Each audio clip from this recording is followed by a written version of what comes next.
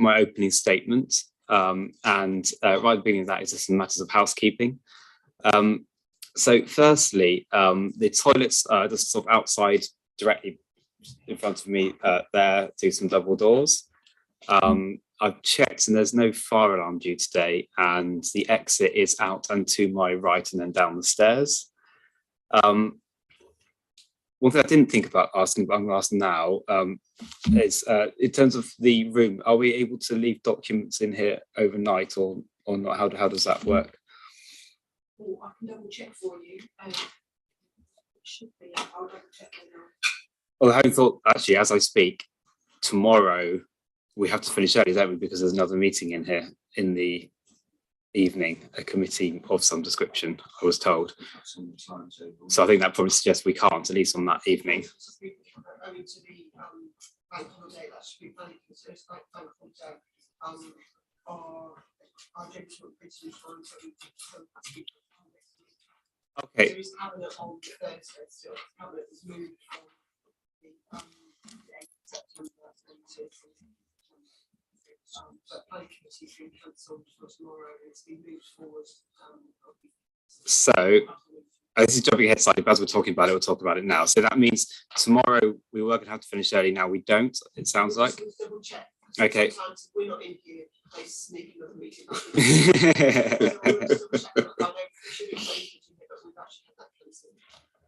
Okay, so I'll just make a note on that. But on Thursday, okay.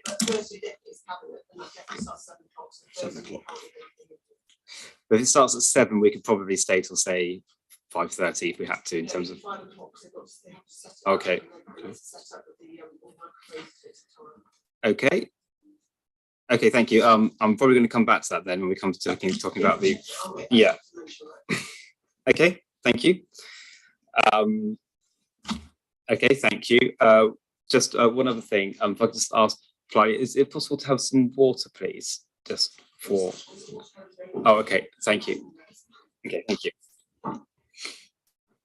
So I understand the inquiry is being live streamed on Zoom. That's correct, is it? Thank you. And I also believe we have hybrid arrangements, and some people will be attending, or at least potentially attending, and I assume they'll be using that big screen there. Is that right? Okay. Okay. Thank you. As and when that comes up, we'll obviously just make sure it's all working for everybody. But thank you. Thank you very much. Okay, so that's my list of general housekeeping notes. I now move on to notification. So I've received a notification letter and distribution list from the council, so thank you for that. I don't think, though, that I've seen the copy of the site notices, but sometimes that's just because it's not sent through properly through our own PINS admin team. But can I just ask that to be double checked by the council, please, and to send that through? It might be that you're sending it again, but if that's possible, please, thank you.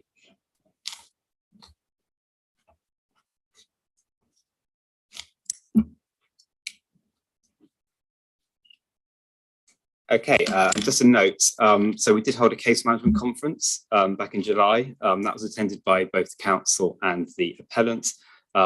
It was held to discuss the procedure for the inquiry, and the merits of the bill were not discussed. Thank you. Before we go any further, I think it's probably best to deal with appearances so that we can start introducing ourselves. And perhaps I can start with the appellant, please. Good morning, sir. Just before I start going through the appearances from our team, you'll have the full details, names, qualifications, and all the rest of it on the front page of my opening that I'm going to hand up in just a few minutes, just to save you pen. So this will all be coming to you. But my name is Zach Simons. I appear along with Isabella Buono, who sits on the second row back at the end. We're both barristers from Landmark Chambers. We're instructed by Mr. Oliver Bell of Nexus Planning, and we're going to call Sir. Probably 4 witnesses, but maybe 5 for reasons that we'll come back to in a minute. Okay. The first is Mr. Colin Pullen, who sits immediately to my left, who's the head of urban design and master planning at Lambert Smith Hampton on the question of urban design. The second is Mr. Charles Crawford, who's second row back, and again straight to my left, who's the director of LDA design. A director of LDA design who'll be giving you evidence on character and appearance, and also greenbelt issues. The third is Mr. James Stacey, who's back row right at the end, who's a senior director at Techno King Planning, who's giving evidence at the roundtable session on affordable housing. The fourth, and this is the one sort of almost in square brackets, if you like, is Mr. Dominic Veasey, Dominic with a CK at the end, and Veasey, Veasey, who's another director at Nexus Planning. If required, he will attend to address you on housing land supply, but for reasons that we'll come back to, we don't think he is required, but obviously will be led by you. And then the fifth is Mr. Oliver Bell, who's two along from to my left, who's a director at Nexus Planning, who'll be giving evidence on planning policy and the planning balance. That's it, sir. Okay, thank you very much. And from the council? Thank you, sir. Good morning. I'm Giles Atkinson for the council. I'm calling two witnesses. Disorder. Emily Bevan. Qualifications are in that. Addressing the design aspects of the bill and question of character clearance. And Louise Cook will be dealing with essentially planning, but everything else. Okay, thank you very much. I do have a couple of questions myself about housing and supply and affordable housing. I think we'll come to those at some point during this opening statement. So, sorry, sir. Of course, at the round tables, we have the council's housing.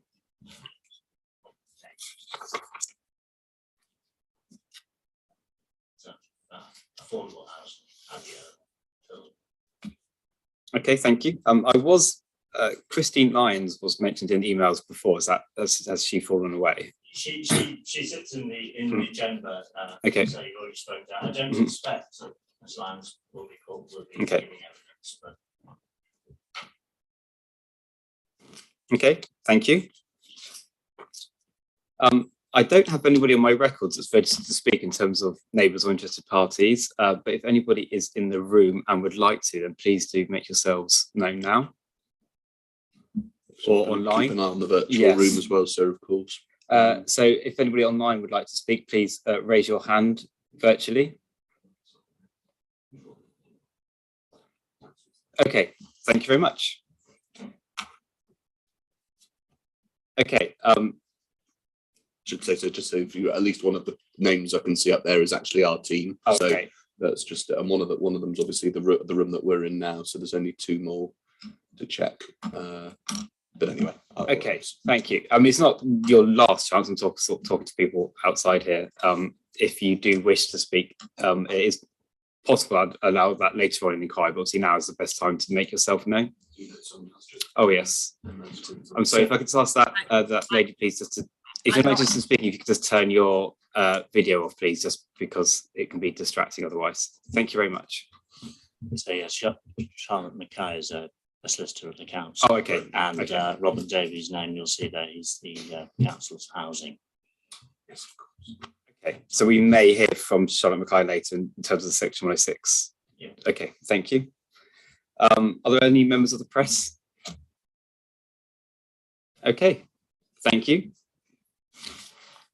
So the appeal has been made by Inland Homes. The council is Basildon Borough Council, and it relates to planning application reference 21/01687/FULL, dated the 17th of November 2021, for the demolition of Maitland Lodge and the construction of 47 new homes with vehicular access onto Southend Road, together with associated infrastructure and landscaping works. It was made against the failure of the council to determine the application within the appropriate period. And I will just pause there to make sure that's all correct. I'll briefly outline the site, although of course this is all set out in the statement of common ground. It measures approximately 1.45 hectares, including Maitland Lodge, which is a 2-storey detached residential property located on Southend Road.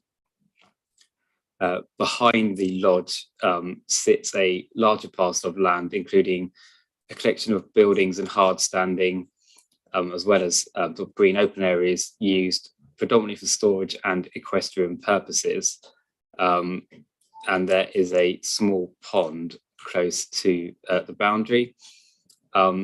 It's relatively flat in topography and rectangular in shape. Other than the access and the lodge, it's common ground that the appeal site lies in the green belt, which is 91% of the overall area. But the extent of the site that is previously developed land is a point of debate. I'm sure we'll be revisiting that during the course of the inquiry. And that's been helpfully clarified in terms of the both parties' positions in the addendum statement of common ground. So thank you very much for that. I'll just pause there just to make sure that those are all accurate statements at the start. Correct. So yes. Okay, thank you. Now, documents and evidence. Obviously, all documents and evidence should have been provided already. I'm going to list a few things now that have happened in the last few days, and we'll just go through those. And then, of course, if anything else needs to be discussed, then now's the time. I think I've already been given the answer to this. I believe that the housing land supply and the emerging local plan were due to go to cabinet, but I think I've just been told that cabinet has been postponed. But perhaps let's turn to the council just to understand where we are on those two documents, please. I think, well, tell me if I've got this right, but I think what you're referring to is there was intended to be a cabinet meeting on the 9th of September, which was to address the proposed LDS. That meeting was postponed because of the death of the Queen, and that is the meeting which is taking place now, this Thursday, the 22nd of September. Okay. So you obviously got the draft LDS, sir, in your papers. Okay. Well, we'll receive feedback on Friday morning then as to what happens with that. I also understood that a housing land supply update report was being taken to cabinet, or was due to be. This was in one of the earlier documentation written by the council, but it might be that things have moved on since then.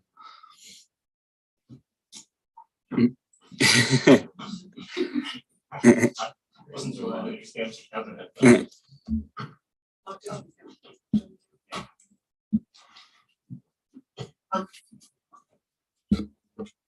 That's not going to cabinet until after the LDS, so it'll go to cabinet October, November time. Okay. Thank you. Then I have received a few emails this morning. I assume they were sent earlier, but obviously because of the unplanned bank holiday, etc., I just received them this morning. So I'd like to go through those now. So I received a addendum statement of common ground on housing and an affordable housing addendum and errata notes. So if I could just understand a bit more background to this, please. Those go together. Obviously, I say obviously, it's not obvious. The first document is an updated statement, an additional statement of common ground that sets out a number of, I don't know whether you've actually opened it yet, but there's a number of essentially just tables that set out updated figures. By figures, I mean numbers rather than pictures, which the effect of them is to include within the numbers of net affordable delivery over the last few years in Basildon, those units which have been acquired funded by right to buy receipts. So that in Mr. Stacey's evidence, they weren't originally included, but now they are on the basis of discussions that have gone on back and forth between officers and Mr. Stacey. So you've got the agreed numbers. It's also agreed, just for completeness really, that the parties' respective positions on the significance of those numbers doesn't change as a consequence of the changes in the numbers. And that's all set out in the statement of common ground. But anyway, you've obviously need to understand the correct factual position for your decision letter. So there it is. And the addendum from Mr. Stacey, all that does is just to go through his evidence and pick up where the numbers need correcting, and he corrects the numbers. Not by any great, amount, but obviously it's important that you've got the correct factual basis before you actually think. In hindsight, my opening hasn't one number in it that's going to need in our closings. I'll make sure it's updated to reflect the updated numbers that you've got before you. That's what those are all about, and all, as I say, agreed with the council. Okay, Mr. Atkinson, just to check that is your position. That's correct. So yes. Okay. So does any of this result in a different overall figure on housing land supply? Not on housing land supply. No, this is all, no, the answer is no. It's all about how you count net affordable housing delivery specifically. But the overall, the council's overall generic housing land supply figure, as I understand it, is what it is what it is, regardless. I'll just check if that's right.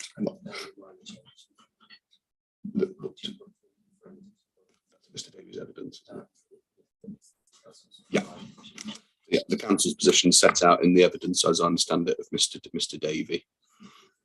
Yes, if you're talking about the 2.33 to 2.32, I'd already received that earlier. So yeah, that was that. You were, that was what it was. Yeah, exactly. So that's what we'd understood. The 2.32 figure is, as I understand it, subject to any new, paper going to cabinet over the next few months. That's the figure that we're working to in terms of the overall housing land supply picture. So we've got, I should say, printouts of those two things that I've just referred to. So you let us know, and obviously we can hand those to you whenever. Okay, thank you. Actually, now I suppose to be fine. Actually, while we're talking about that, I did also ask for an A3 copy of the drawings to be printed out. Has that been provided? Okay. Being sorted. Yes. I have them at A4, but obviously A3 is easier to visualize. Absolutely. Thank you. So I'll formally accept these. Thank you.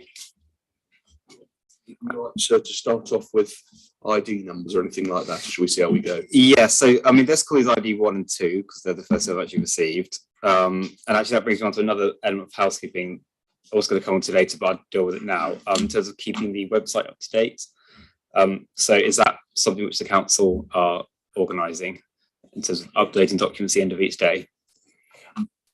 Okay, thank you. So I think in terms of that, at the end of each day, I will sort of summarise the position as I see in terms of the ID documents, just to make sure they're all on the same page, and then that can be just confirmed overnight. So the addendum statement of common ground on housing issues I've called ID 1, and then the affordable housing proof addendum ID 2.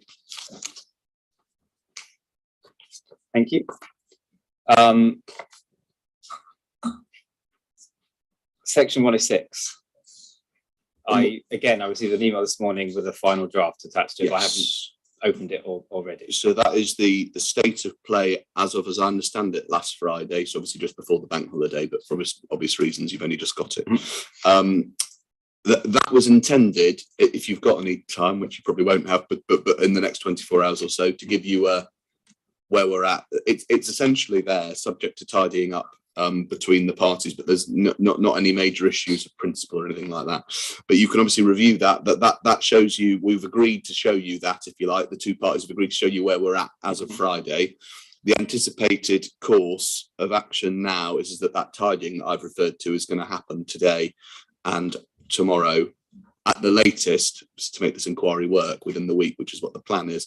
We're going to get you the final draft, subject to your comments at the round table, by close of play tomorrow, so that you've got it in advance of the round table. But obviously, in the meantime, you can be looking through to get a flavour of what's proposed to be agreed. You obviously got the one that you've received to have a look through, and obviously, if you've got any headline concerns or questions before close of play tomorrow, you'll obviously let us know.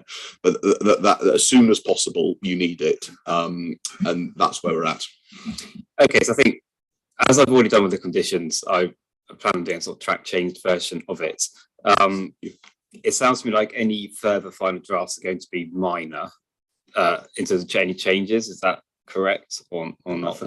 I think we'll say yes, sir. I think that's all right. I think it would be worth you, if you're to do a sort of detailed review, and you've got the time to do it in the next 24 hours, then that would be worthwhile for sure.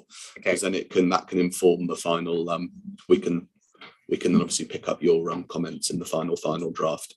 Okay. And then we'd ask, as normal, for a bit of time after the close of the evidence on Friday to get you the signed and sealed version, whether it's say 14 days or something like that. But we can perhaps return to that on Friday. Okay. So I think I'll review that final draft this evening. So and so then you'll have comments tomorrow. Then hopefully that can inform your final draft as well. Incredibly helpful. Thank you.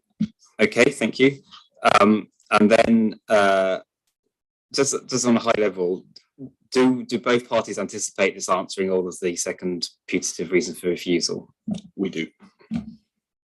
Okay, thank you.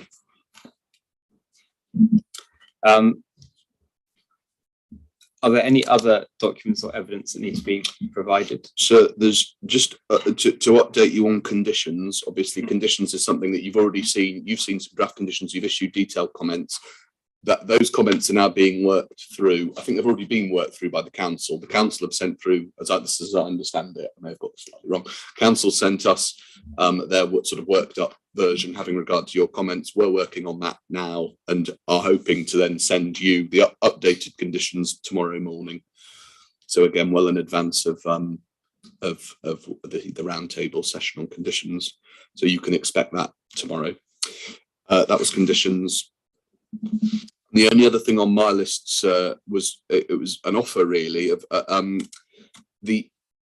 it may be, we don't know, but it may be that you need to, as part of your decision, to get into a consideration of whether or not the appeal site all forms part of the same curtilage. It may be. It may be that ends up being agreed. I don't really know, but we'll see as the week goes on. But this issue of curtilage is something that's obviously raised in the evidence, and I realised only yesterday really that although the parties have all talked to you about curtilage and their evidence, I don't think you've yet got in the many case law reports before you a case that says, oh, well, if you're going to be thinking about curtilage, you want to be looking at X, Y, Z and reach a judgment on these factors. And so there is a recent case, a case from May of 2022.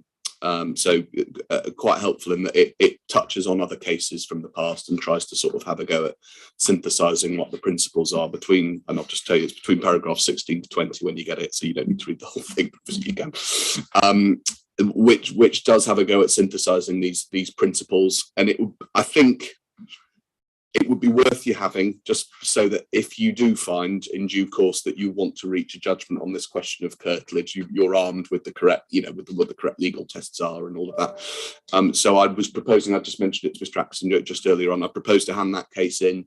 There might not be much for the witnesses on it really, because it's more a question of they can give their evidence on what they see on the ground. And then in the end, it's just a question for you using those criteria to reach a judgment one way or the other.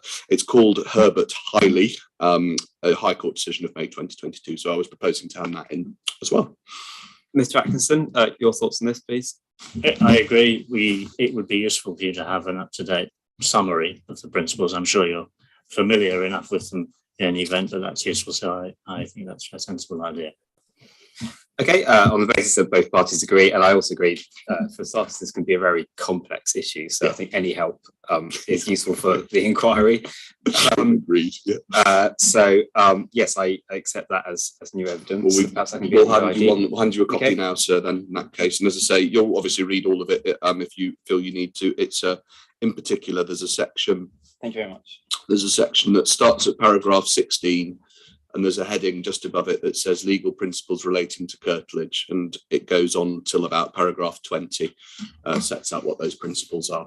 Okay, thank you. So this is ID 3.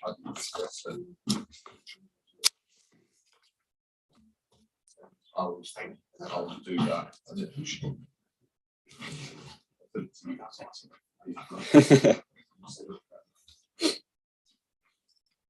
Anything else, Mr. Simons? No, sir. Thank you very much. That's everything. Mr. Atkinson, any evidence from the council? No, thank you. Okay, thank you. So I think one thing that I'm going to come back to, and maybe it'll be when we go through the programme, is just exactly how we deal with housing and supply and affordable housing. So I'll come back to that in a couple of moments. Yes. Okay, thank you. So yes, on the council's website, so I received it as a kind of Dropbox link, which so I have all the documents. Is it the Dropbox links, or is there also a sort of live website as well with all the core documents on it? It's on our website. Okay, so it's all both at the same time. The links to Dropbox, but via the website. Okay, thank you. And just to check that everyone does have access to that. Thank you. And we've already discussed we'll add ID documents at the end of the day. So thank you. Conditions, again, we've sort of already covered this, but just to go through this in case there's people watching as well. In the lead up to the inquiry, both parties agreed a draft list of conditions. I reviewed them and sent some comments back. And as I've just heard, the parties have looked at that and will be providing with a new update on those, which we will then discuss at a roundtable session towards the end of the inquiry. Okay, thank you. Planning obligation, again, we've just covered that. I don't think we need to revisit that now. Okay, so the main issues. So the application, as we've heard, this is a failure to determine case, but the application was sent to committee for the council to agree what its reasons for refusal would have been if they had determined it. So there were two reasons, the substantive one and then the one which related to the matters which would be a reason for refusal if a section 106 isn't agreed. So we'll just concentrate now on the main substantive reason for refusal, putative reason for refusal, which was that the proposal represents inappropriate development within the greenbelt, which is by definition harmful and prejudicial to the openness of the greenbelt. The very special circumstances that have been evidenced do not provide sufficient reason to justify departure from the national planning policy framework. The proposed development would cause substantial harm to the openness of the greenbelt, which by virtue of its poor design would exacerbate this harm, would fail to provide a high quality, beautiful place, nor add to the quality of the area. For these reasons, the proposed development is contrary to paragraphs 130, 147, 148 and 149G of the framework and safe policy BE12 of the Basildon District Local Plan. So as agreed during the case management conference and on the basis of what I've read in the proofs of evidence, I'd like to now summarise what I believe the main issues to be. And this is firstly, whether or not proposal would be inappropriate development in the greenbelt, the effect on the openness of the greenbelt, also the effect on the proposal on the character and appearance of the area, which is explicitly referenced in that reason for refusal and is also the basis of policy BAS BE12 of the local plan. And with the harm by reason of inappropriateness and any other harm, including to greenbelt purposes B and C of paragraph 138 of the framework, be clearly outweighed by other considerations so as to mount to the very special circumstances required to justify the proposal. So I'll just pause there to make sure that is both parties' understanding of the main issues. Yes, sir. There's only one caveat from us. You were happy with all of that, I should say. All of that is absolutely fine.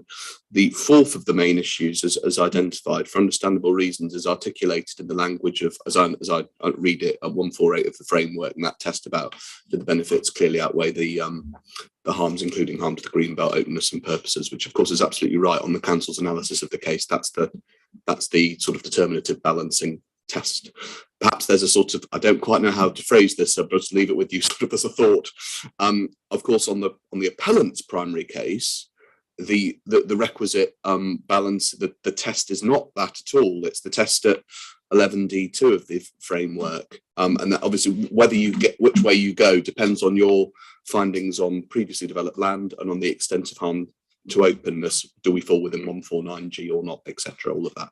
So it's just a PS really that on our analysis, if we're right about PDL and if we're right about that no substantial harm to openness, you'd be asking yourself not the benefits clearly outweigh the harms. You'd be asking yourself, I should grant permission unless the harms significantly and demonstrably outweigh the benefits. So it might be a sort of maybe an issue 4A or something like that. I'm not quite sure how it's to be set up. Just to alert you to that sort of nuance. Okay, I think that's a fair point to raise now. I think, as always, when there is both a housing land supply shortfall and greenbelt, the way that the conclusion in the overall planning balance is reached is very much steered by conclusions on the other main issues leading up to that final point. Of course, sir, yes. And I'm sure you'll be revisiting that with your planning. Oh, we will. Oh, of course. No, we absolutely will. Of course, how you strike the balance, yeah. It'll depend on all sorts of things. It's just so that you're aware that there are, if you like, two potential tests in play here, and yes, it'll either be one or the other. And so it's to the extent that your fourth main issue is focusing on almost on the basis that it is one of the two. We're not sure yet, if you like. That'll depend. Okay, thank you. I think I would now like to tackle the housing land supply issue. So my understanding is the council claimed the supply is 2.32 years. The appellant claims it's 1.65 years. Yes. And I believe that the appellant at least, and correct me if I'm wrong, is happy to rely on written representations, or was at least previously, in terms of that's the position. We are, yeah. And I suppose my question now is, are the council also happy just to rely on what's been written rather than revisiting it in person here? Yes. So would we be agreeing then, just to make this clear, would I be, in my report, would I be saying the housing land supply is a range between 1.65 and 2.32, or would you be expecting me to come to a conclusion on what that actually range is? It's a range from our side of it, sir, and the courts have, you no doubt have all this already, but the courts have been absolutely clear that you're entitled as a Section 78 inspector to do just that. So long as you know the answer first to the binary question is the one or not, and in this case it's agreed that there isn't a party has an answer. That's step one. And then step two is you need to reach your conclusions on the basis of a broad understanding as to what that range is. So is it a marginal shortfall somewhere in the middle, or is it severe, or whatever? And truth be told, it doesn't really matter for the purposes of you reaching that conclusion whether it's 1.65 or 2.32 or whatever, because Mr. Davey confirms in his statement that it's still a severe shortfall. So we think that you can do it on the basis of that range. Don't need to get into site by site questions of deliverability.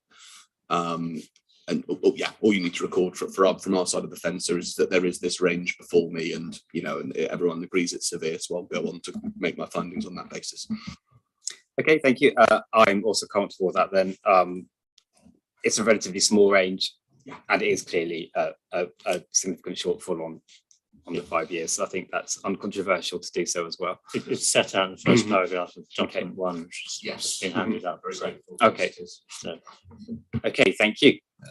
So we can agree that position now. I will simply deal with that as arranged and based on the written representations. Okay, so in terms of timescales and procedure, we have 4 days and a potential reserve day, which I'm going to come back to in a moment. You will see I have drafted a program. I think that's been sent through. I think it's very tight, particularly given that we are going to have an enforced finish, albeit at 5 o'clock on Thursday, and potentially even tomorrow. I think all we can do now is acknowledge that it's quite tight, and then see how things progress. But we can take a view as we move through as to how we deal with this. I mean, I think we do have the reserve day, so I certainly don't think it's going to be anything more than that one reserve day. But I'd prefer it to finish this week, but I also ultimately hearing the evidence properly is the most important thing. And we will just keep an eye on that as we move through. For our side, we agree with you, sir. And I think I suppose the fact that we all agree it's tight, or that we agree it's tight, might suggest something about start times and finish times each day, just so that we're aware that we've not got loads of padding to play with. We might need to just start that a little bit earlier and be prepared to sit, as long as you're prepared to sit, really, to make sure that we do get through it. We'll come back to the reserve day, as you say. At the moment, there are actually, since we booked the reserve day, there are now some availability issues on our side, which are my issues. So I'm very much hoping that, as you say, that we've got with a fair wind and with the lack of Rule 6 parties, it should be doable, albeit we agree it's on the tighter side. Okay, thank you. So I think on that basis, if everyone can prepare themselves, we might have 1 or 2 days and we finish a bit later than we would normally. But I think that would be overall to the benefit of the inquiry because of the flow of finishing within 1 week. Okay, thank you. So in general, we'll have the normal procedure of short breaks mid-morning and mid-afternoon, and then the larger lunch break. In terms of lunch break, is there a sort of internal cafeteria or something in the building, or? Which is just down by the main doors. Okay, and otherwise we're very close to the town centre anyway. So it might be that we now and again think about 45-minute lunch break rather than an hour, but again, I think I'll just take a view on that depending on how we're progressing through each day. Okay, thank you. So in terms of the timetable, obviously this is the opening statement from myself, and then we'll hear from the openings from the main parties. There are no interested parties, so again that helps the timetable. and then into the scheme design roundtable session. Then we have the two council witnesses, Emily Bevan and Louise Cook, which is likely to take us through the rest of today and tomorrow. And then a slight question mark here, we'll just have to see how we're progressing in terms of timescales on those, as to how far we get through that. We then have, so we've agreed we're going to take housing land supply out. Affordable housing. So I have this in the draft timetable as a roundtable session, but then there was some discussion about whether or not that needed to be with a witness instead. Earlier on in the process of around the time of the case management conference. I see. Well, so I should say we're content either way. I think probably given the fact that timings are tighter, the quickest and most efficient way, and also obviously there's a fair amount of common ground between the parties. It's not completely common ground because in the end we say very substantial weight and the council says substantial weight. That's it really. But the numbers are all agreed. It's probably most efficient and effective use of inquiry time to do a short round table on it. It's not going to take 2 hours, hopefully. But yeah, rather than cross-examining both ways kind of thing. Okay. So Mr. Atkinson, if you're okay with that as well. Certainly. Yeah, I was wondering, I understood the question was whether we have a roundtable or whether everything could be agreed in writing rather than moving to formal evidence, but certainly, yes, if necessary, we could have a roundtable. Okay, perhaps then that's something that I take away, just to review the documents again, and then we can just discuss that briefly, either later on today or first thing tomorrow morning. Sure, sir. Yeah. Okay.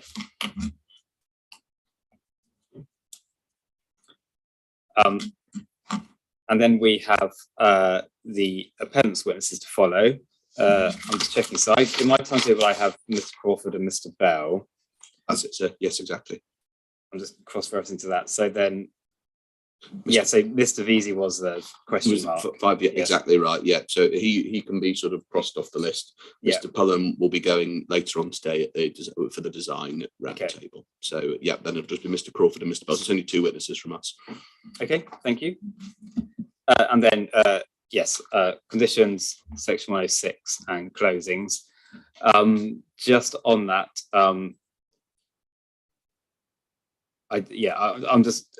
I want to make sure that we do have sufficient time to go through those things properly, particularly on the conditions. That can sometimes be a relatively long session, although I suppose it depends what comes back in terms of your latest updated schedule. That might help shorten that. And then I will be undertaking a formal site visit. Now, I think almost certain is for this to work within the 4 days, that would probably be me undertaking that on an unaccompanied basis after closing of the inquiry. And are both parties comfortable with that? 100%. I should just check. So, there was some talk of you being able to visit it this morning. Did that happen? Sir? Yes. So I visited. I just parked on the gravel at the front, and somebody had left the gate open, so I just walked through and walked not fully around, but enough to get a general overview of the site. So I have been, but obviously I'll need to go back and undertake the formal site visit. If it is unaccompanied and following the closes inquiry, I'd like before the inquiry closes the kind of agreed things that I need to look at, walking routes, what surrounding areas, if any, that I need to look at, etc., just to make sure that both parties are happy with that. Yeah. Okay, thank you. Any comments on the programme or running order? We're content with it, sir. Okay, thank you. So as it stands, no applications for costs have been made, but I have allocated time at the end of the inquiry if anyone wishes to do so. And obviously, if you do, then please make me aware of that. Just also to remind everybody that I do have the ability to initiate an order costs unilaterally as well, although hopefully I won't have to use it.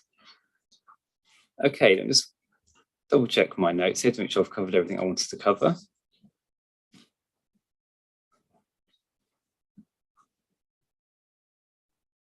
Okay, so that's everything from me. Does anybody else want to raise anything at this stage? Not from us, so thank you very much indeed.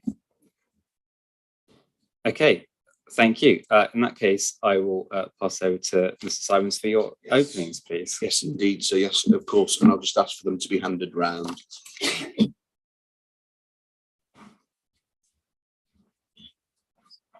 Thank you. So you've got the appearances then on the first page, and then turning over. So I'll make this ID 4. Yes, sir.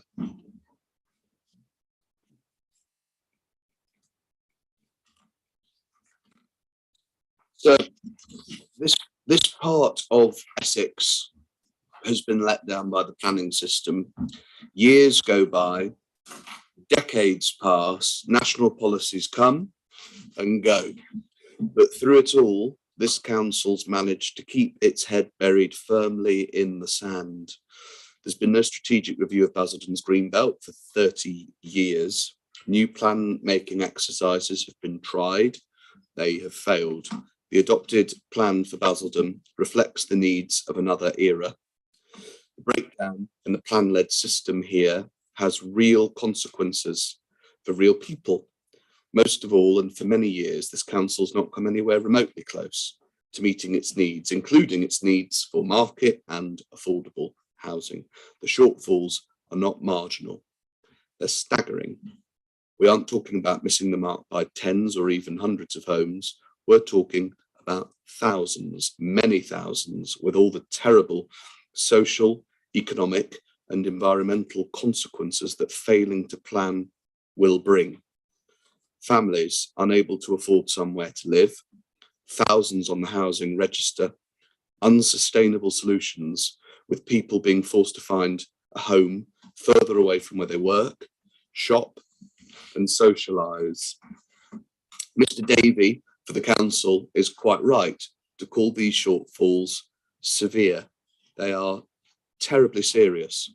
How on earth have we got here? The real reason is the chronic inability of this council to front up to the need to bring forward sensible development proposals in the metropolitan green belt. Until its 1998 local plan, which even now forms the basis of its statutory development plan, all of this district was within the green belt. Today, 63% of the district is in the green belt, which is essentially everything outside the urban boundaries, which means that as the council has accepted through its now shelved local plan, if it's to come anywhere near meeting its needs, release of green belt land is not a choice, it's a certainty. There is literally no other option. Of course, in areas of the country where the plan-led system is doing its job, national policy expects that sensible plan reviews at least every 5 years will manage those releases, but that just isn't happening here. Nowhere near, and not for a long time. As we'll explain, the council has not adopted a local plan since 1998. It's been preparing a new plan to cover 2014 to 2034. That plan was submitted to the Secretary of State for examination in 2019, and of course we were proposed for allocation through that plan. However, in February 2022, members voted to withdraw that plan, and we're now back to square one. In the council's latest draft local development scheme, officers don't envisage adopting another plan until the end of 2027, almost 30 years after the local plan was adopted. In this district, the plan-led system has broken. And our case is simple. There is no short or medium-term prospect of it being fixed. The council's housing delivery test score is 41%, which is the 7th worst in England. On its own figures, the shortfall in housing over the next 5 years will be 3,345 homes. On our figures, the position is starker still, a shortfall of almost 4,200 homes. On affordable housing, in the last 7 years alone, the council's shortfall in delivery against its needs is over 2,600 homes. Almost 2,300 homes are currently waiting on the register. And each property in Billericay which becomes available is attracting hundreds and hundreds of bids from people desperate to get off that waiting list to make their lives in this area. So the real issue before you, sir, is whether the many people in need now should have to wait another 5 years, another 10 years, or however long it takes for Basildon to actually adopt a plan. We live in hope, and for sites to come forward in accordance with that plan, or whether more urgent needs require more urgent solutions. Now, in recent years, the Secretary of State has made his view on this issue clear in a series of decisions in Greenbelt authorities where the plan-led system's not delivered on time or at all. A couple of examples from South Oxfordshire, Stockport and Bradford are in the core documents. He's given the delivery of market and affordable housing very substantial weight and has found that it clearly outweighs harm to the Greenbelt, and so carrying the planning balance at 148 of the framework. The same approach was taken last year by Inspector Masters at Colney Heath in Hertfordshire on a site which, unlike this one, was firstly entirely greenfield, and secondly, had never been proposed for allocation in a local plan. And you've got that one in the documents too. The same approach should be followed here, sir, because the council's own evidence base, which supported the proposed allocations, demonstrated over the course of many years, this is a very well contained site with low landscape sensitivity, which is appropriate for significant residential development. In 2017, the council's landscape appraisals of development sites confirmed this site's low landscape sensitivity and limited contribution to greenbelt purposes, and noted the potential to develop across the site. The council's 2018 greenbelt topic paper describes the site's visual containment by well-established hedges, the built edge of South Green, the site's relative flatness, that it's well screened from wider views, that the site would not compromise the separation between Billericay and Basildon. And so the conclusion was development on this site would have limited harm on the openness of the Greenbelt and limited harm also on its purposes. That position was confirmed again in the 2018, the Council's 2018 Housing Options topic paper, which you've got, and subsequent HELARs produced by the Council. They've all confirmed the site's suitability for residential development, and you've got one in the documents before you. Now, as Mr. Pollen explains, this is a well-designed scheme which will optimise the site's use through landscaping and attractive public spaces. It will sit very well within its edge of settlement and suburban context, and you get a flavour for that context, although it's not great in black and white. But anyway, I've said it out in the opening. It's Mr. Pollen's figure 1, the overhead image. And of course, the design that you've got before you largely replicates the approach that was taken in an application from 2018, where, as you will have seen, the council tellingly had no objections at all in relation to design. Further, as Mr. Bell explains, all of the appeal site, which is in the Greenbelt, is previously developed land, PDL. And note, the evidence of its long-standing equestrian use, which is in the evidence before you at Core Doc 156, is not challenged. There is substantial built form already on this site. Over half of the proposed built footprint already exists. So there'd only be moderate loss of openness on the site itself. And when you start looking at the wider parcel, negligible harm. So in consequence, firstly, this is appropriate development in the Greenbelt for the purposes of what within the meaning of 149G of the framework. And secondly, there's no requirement, therefore, to justify a grant of permission with reference to the balance at 148 of the framework. And so thirdly, the appeal should instead be determined under the tilted balance at 11D2 of the framework. That's what I alluded to earlier on. The site, finally, so plays no role at all in preventing towns merging into one another. More of that later. Yes, part of our site is an equestrian field with no buildings on it, which means that in the language of Greenbelt policy, that part of the site would be less, quote unquote, open if new homes were built. And yes, because part of the site is next to, but outside the settlement boundary, it's deemed, quote unquote, countryside. Even though, of course, that boundary is a relic of another plan-making era, which means that our scheme would, in the language of the framework, quote unquote, encroach into that quote unquote countryside, albeit in a very limited way. But with respect, that is the kind of narrow approach to development management which has prevented this council from getting out of the mess that they're in. And we know that until only months ago, the council was promoting this site for a release from the green belt to meet its spiralling needs for housing. Well, the plan may have been shelved, but the needs it was seeking to address remain. And the reasons for releasing this site for residential development are just as profound today as they were then. Which means in the end, for all the documents before you, sir, the real issues are simple. If you agree that the scheme falls within 149G of the framework, well then the determinative test is the tilted balance at 11D2, which is to say you grant unless our scheme's harms both significantly and demonstrably outweigh its benefits.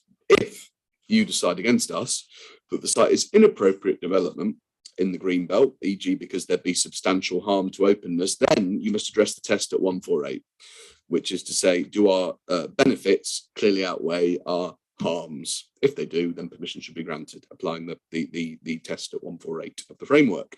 Now, in striking either one of those balances, we must remember that, firstly, the council agrees that a wide range of services are within a reasonable walking and cycling distance of our site, and that this is a highly sustainable location for development. Even on the council's case, you should give our benefits substantial weight, at least in relation to the delivery of market and affordable housing. That's on their case. The council was itself, until recently, promoting the allocation of our site for residential development. And of course, there are no other technical constraints to delivery in relation to highways, heritage ecology, air quality, drainage, flooding, or indeed anything else. So in the end, our case is straightforward. Given the disastrous scale of shortfalls in delivery in Basildon, this scheme's benefits are profound. The imperative to bring them forward on a highly sustainable site is compelling, and they clearly outweigh what will only be a localized impact to the site itself and its immediate surroundings. And for those reasons, which will develop in our evidence and in closing, the balance tilts decisively in favour of granting planning permission, and we will ask you to allow the appeal. Thank you. Thank you very much. Mr. Atkinson.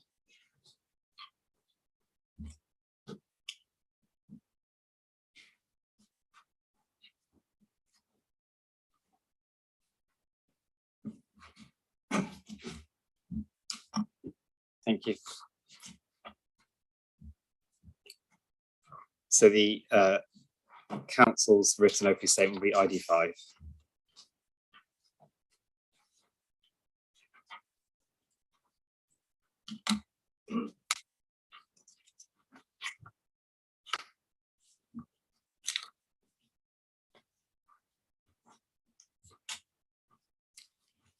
So the central and fundamental question in this case is whether to release land from the metropolitan greenbelt to provide much needed housing for Basildon. The question for determination at this inquiry does not occur in a vacuum, however. By withdrawing the emerging local plan in Basildon, democratically elected members of the council have made a clear statement about planning for the future of the greenbelt in Basildon. The statement of withdrawal set out the following reasons for the council's decision. The reason for withdrawing the plan was that the council wished to pursue a different spatial strategy to that set out in the submitted local plan, particularly in respect of the use of greenbelt land to meet the needs of the borough and neighbouring authorities. This is the background to the council's decision expressed in its putative reasons for refusal, which should not be overlooked at this inquiry. It should not be the elephant in the room. That is not to say that the council is ignoring its responsibility to identify sites for housing through the plan making process, and steps are being taken towards that end currently. With the publication this month of the council's local development scheme 2022-27, the stated aim of which is to inform the public and stakeholders about the local development documents for Basildon Borough and to set out a suitable timetable to prepare or review these documents and at what stage people can expect to be involved in the plan making process. The LDS envisages issues and opens consultation, Regulation 18, at the end of this year, Q4 2022. In planning terms too, in this case, the fundamental question must be answered in favour of retention of the greenbelt. In addition to the definitional harm, is substantial harm to its openness, as well as to at least one of the greenbelt purposes. There is also harm to the character and appearance of the area. This harm, to which substantial weight must be given, is not outweighed, we say, by other considerations in this case, so as to mount to VSCs. Much of the evidence concerns judgments about the impact of the proposals on the greenbelt purposes, openness, spatial and visual aspects, and character and appearance of the area, which require an assessment of the current state of the land and its environment. The evidence shows that in this respect, the appellant's main points that the site currently is strongly affected by the existing housing to the north, the existing collection of buildings within the site itself, and to a lesser degree, the extent of current and proposed screening, are overstated so as to diminish the estimated impact of the proposed development of what is largely an open field giving onto open countryside. Further, the design of the proposals are such, we say, as to exacerbate harm to the openness. It would be foolish of the council not to acknowledge the benefit of the additional market and affordable housing, which it does, and gives appropriate weight to these important factors, in addition to the other benefits argued for. But overall, careful analysis of the evidence will confirm that the council's putative decision to refuse permission was the correct one. It is for these reasons, sir, that in due course, I shall be inviting you to dismiss this appeal. Thank you very much. Okay, thank you. Okay, so next up on the agenda is the scheme design roundtable session. Just looking at the time, perhaps if we took a short break now, although we've only been going an hour, but then we could come back and then the scheme design roundtable session would just flow naturally rather than having to stop halfway through with a break. In terms of the physical setup, so are you happy just, I mean, it's a round table, but are you happy with people sitting so far apart? I am, if you are. That's fine. Perhaps if everyone involved in it can move to the front row, that might help me. Just then I think we are. Otherwise I might lose track of who's who. Lovely. All right, sir. So I'm looking at that clock, but actually up to now I've been using the clock on my computer. I just realized that there are a couple of minutes difference. So I'll keep to the computer clock. Yes. Because that also helps with people on Zoom as well, because then they'll have the same one. So 10:57. So if we come back at 11:15, is that okay with everybody? Yes, thank you. Okay, thank you. So the inquiry is adjourned and we'll resume 11:15.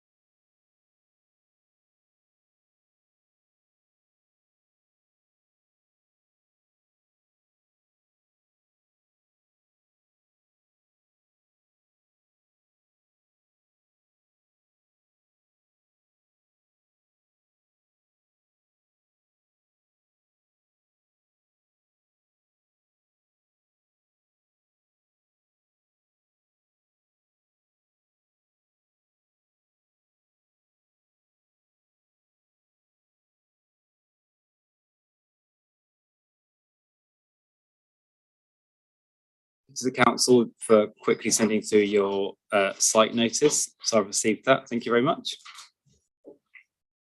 Otherwise, I'm happy to go straight on to the roundtable session.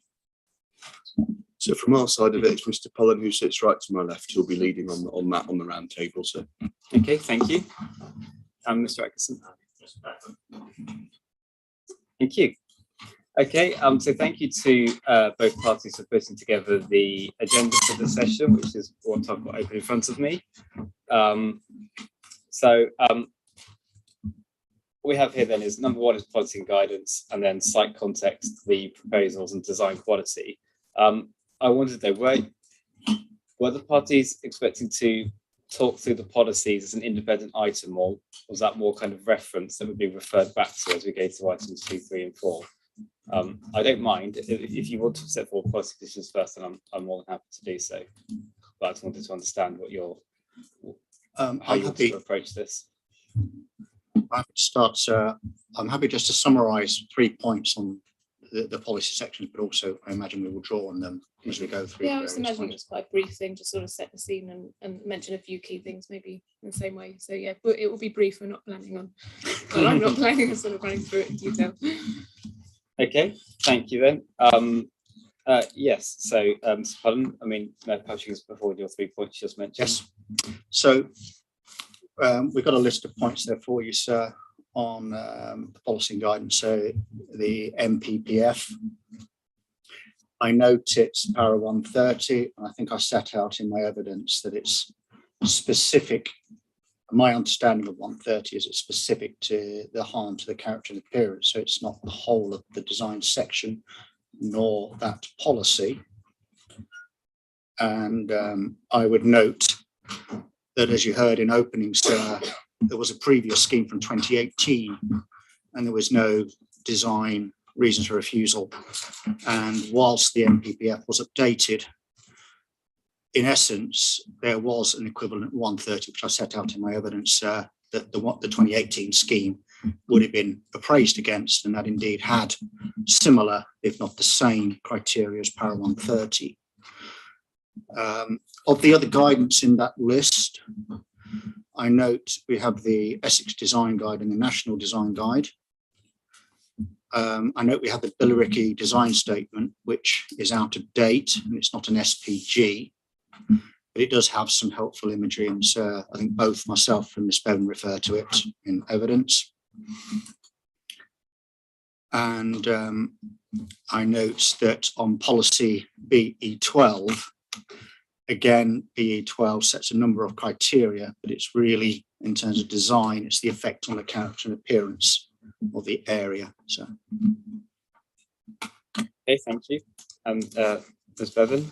Yeah, just so to add to that, I think, you know, the previous MPPF, which was in place in 2018, did reference design, but since that, there's been a lot more focus with the National Design Guide and all of the guidance notes. There's a lot of detail there, and the purpose of those documents is to create a sort of test bed to say, is this a well-designed scheme or not? We don't have a local design code, so those are enforced by the MPPF. So I think, yeah, it's just good to sort of realise that the MPPF has really upped its standards in terms of design criteria since the last submission. And I think maybe just to note also with the Essex Design Guide, so that was endorsed in 2018, I think about sort of like maybe about a month or so before the officer's report on that scheme. Although he doesn't actually refer to it, he doesn't say whether it's been consulted or not. And then the Billericay design statement is a little bit of a funny one. It has been adopted, but it's got limited weight as it's not actually attached to a policy. So I think we both refer to it within our briefs, but it really does have kind of like a limited weight. So yeah, the main focus really is the MPPF, especially 134. Development that is not well designed should be refused. It's sort of very point blank on that. MPPF, National Design Guide, and all of its addendums and guidance notes, and the Essex Design Guide. In terms of the previous application scheme, I'm not sure if we're going to go into this in a bit more detail a little bit later, but obviously there is a report there as raised by the opening statement that says, you know, design density was acceptable. Can't remember the exact words. So that's obviously something we're going to be talking about this week. I think it's important to note that as well as the sort of changes in policy and the emphasis that's now on design, I think it's important to note that the report did say that the density wasn't appropriate to the greenbelt. So it might have said design and layout are okay, but it concluded that it wasn't okay for this site. And also the appellant has pointed out that the scheme 2018 is pretty much identical, and there have been some small changes made in July of this year following some comments from us. But I think the fact that it is the same scheme and it's over 4 years ago sort of strikes, sort of says to me that actually maybe the scheme isn't contextual enough. It hasn't changed in 4 years. The world is actually quite different since 2018. You know, with the post-pandemic, there's a lot more emphasis now on public space, social isolation, quality of homes.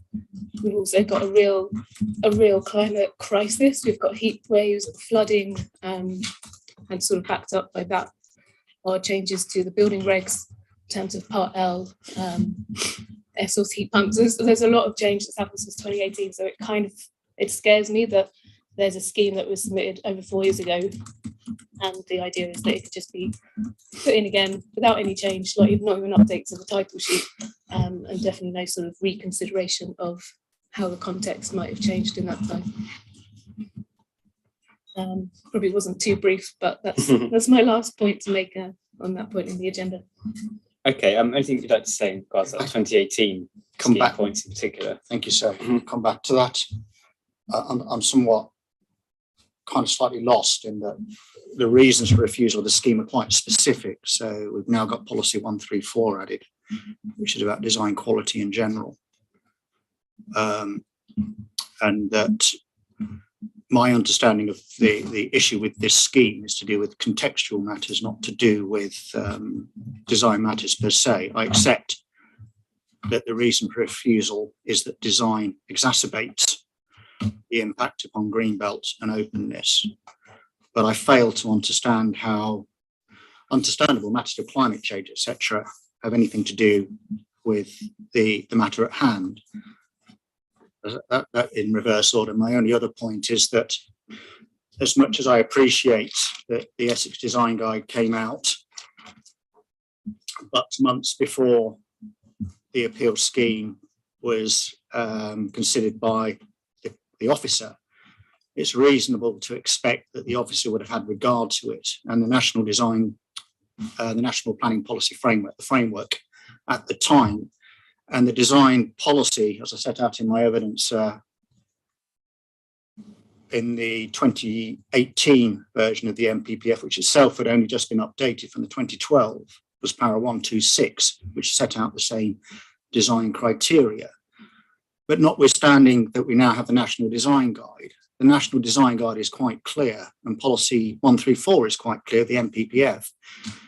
And the MPPF 134 talks about, in the absence of design guidance and development briefs as such, one refers to the National Design Guide. But we have the Essex Design Guide here, and that was endorsed by the council in 2018, and it was endorsed quite quickly. I think I'll set out in the timescale in my evidence when it was, but it's reasonable to expect for a local authority to endorse something that's quite far-reaching as the Essex Design Guide.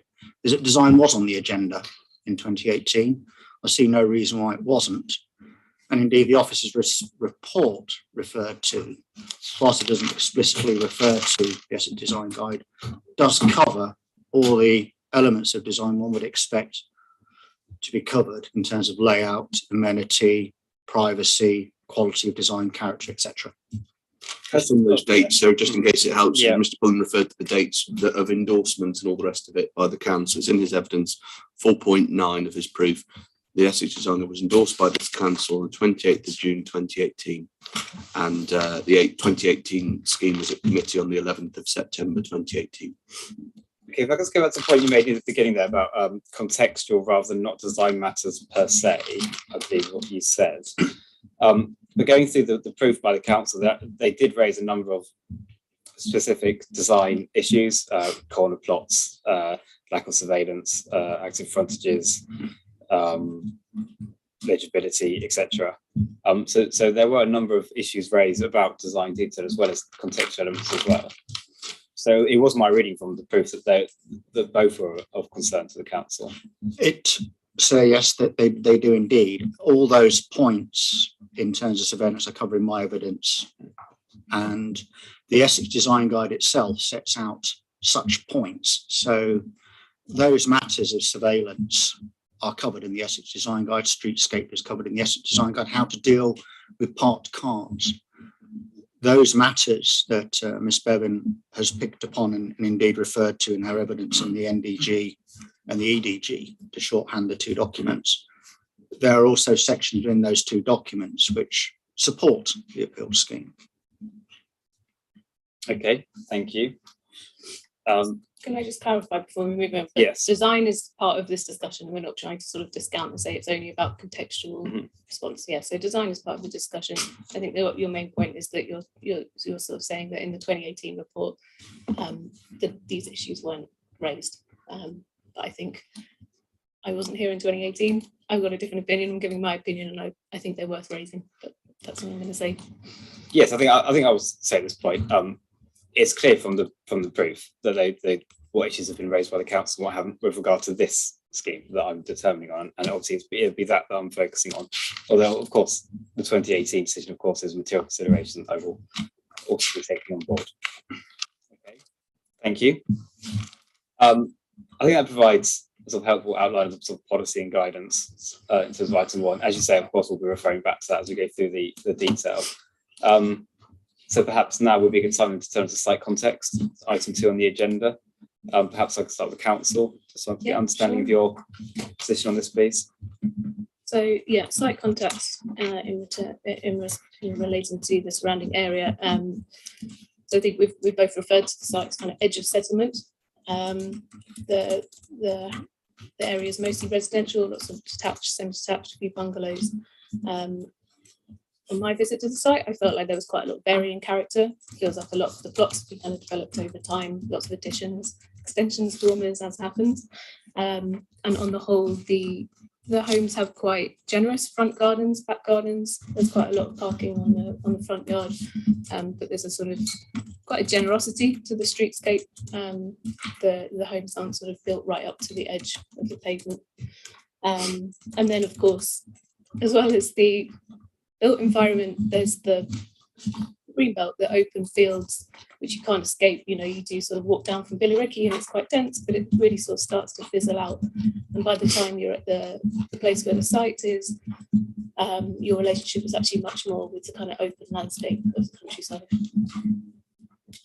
So I'd like to make just a very brief reference to a few of the key documents that sort of describe the site. So there's the LCA 12 Volume 1, Forested Slope and Farmland, which discusses the marked rural and arable character of the area, notes that it's very few buildings except farms, and interestingly it has a list of management guidelines which only really talks about preserving hedgerows, trees, ecology, open views. Doesn't make any mention at all of how to manage development in this area. This was followed by Volume 2, which is where we start to see the site, oh, sorry, not the site, the area being referred to as Area 25. And again, it talks about the kind of arable fringe uses, strong visual links with open arable landscape to the south. And again, it sort of says there's no opportunity here for residential development, a bit more explicitly here. It says due to the open character and impact on the separation between Noak Bridge, Noak Hill and Great Bursted. So in this sort of long sequence of documents that we have in this history, we also have the Greenbelt Review paper in 2017, which also refers to Area 25 and describes how it contributes to the purposes of the Greenbelt. It notes that the vast majority of the parcel is agricultural, grassland. Overall characteristic is safeguarding the countryside from encroachment. You can see from those three documents, there's a real emphasis on, hey, this is countryside. What we should be preserving or working to here is the views, the ecology, all those kind of natural aspects. It's also backed up by Billericay design statement, which I won't labour on too much, but it does note that the parish of Great Bursted and South Green is 75% greenbelt agricultural land farms. So I think those kind of summarise the those documents talk about the kind of area and its arable character. Obviously, within that, when you go to the site, you know that there are buildings around. And it's sort of about the character of those buildings, and they're quite sort of varied, reasonably low density. There's one more point I'd like to make, just which is in Colin, in your proof. You also refer to the Billericay design statement and claim that, I don't know the words exactly, but claim there are a few locally distinctive traits in the built environment, which I'm not sure is totally fair, but we won't labour on that point. The main point I wanted to draw from this is that the main trait is this is a natural environment. There may not be that many sort of great examples of brilliant architecture within the vicinity, but there is this really strong rural, arable, open countryside landscape. Okay, what's your view on how the existing boundary treatment, the hedgerows and the trees, and how that affects the appreciation of the site in the context of that wider countryside? Yeah. So yeah, we've talked about this quite a lot because that's obviously quite a big part of the appellant's argument, is that the site is screened. So having gone down to the site and looked at the LVIA assessments, it's definitely agreed that the western boundary has some very dense planting. It's quite a lot of height, quite a lot of thickness even in winter, and we appreciate that the views from the LVA2 is quite well screened. The views from the south are the ones that we're most concerned about, and these are the most critical ones actually, because they're the ones that sort of relate to all of the fields going down to the south, relate to the relationship to Noak Hill, Noak Bridge, and also relate to the approach road. So as you're driving towards Billericay, what's the sort of setting of this town as you come up to it?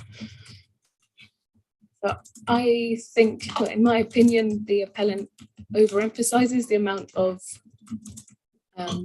planting that is on the southern boundary as existing, and also as what's going to be proposed. I'm going into this more detail, but I was sort of planning to talk about this more in the sort of character and impact. But so I'll come back to as proposed later on. I think I'm just interested in the just in existing terms of situation at current. the moment. Yeah, so I think there's quite a lot of gaps on the southern. There are some sort of a bit more to the east side of the south boundary, but the hedging is actually quite low. And then obviously to the north and the east there are buildings. On Mill Road, they're reasonably low. There's quite a lot of bungalows. I think they're mostly detached, so you do see sort of views through between each building. And then on South End Road as well, you would see through. So yeah, it's sort of contained, but not fully contained. Okay, thank you. That's better. Thank you. In reverse order. I shan't go into the landscape character because that's a baseline that Charles Crawford will be covering in chief, so I won't be dealing with anything to do with views of the site and the landscape, etc. I'll pass the ball to him, so to speak, just behind me there. So he's wincing as I speak. If I go 3 points I just want to run through. So surrounding area. Firstly, the DAS CD 047. has 18 pages of contextual information.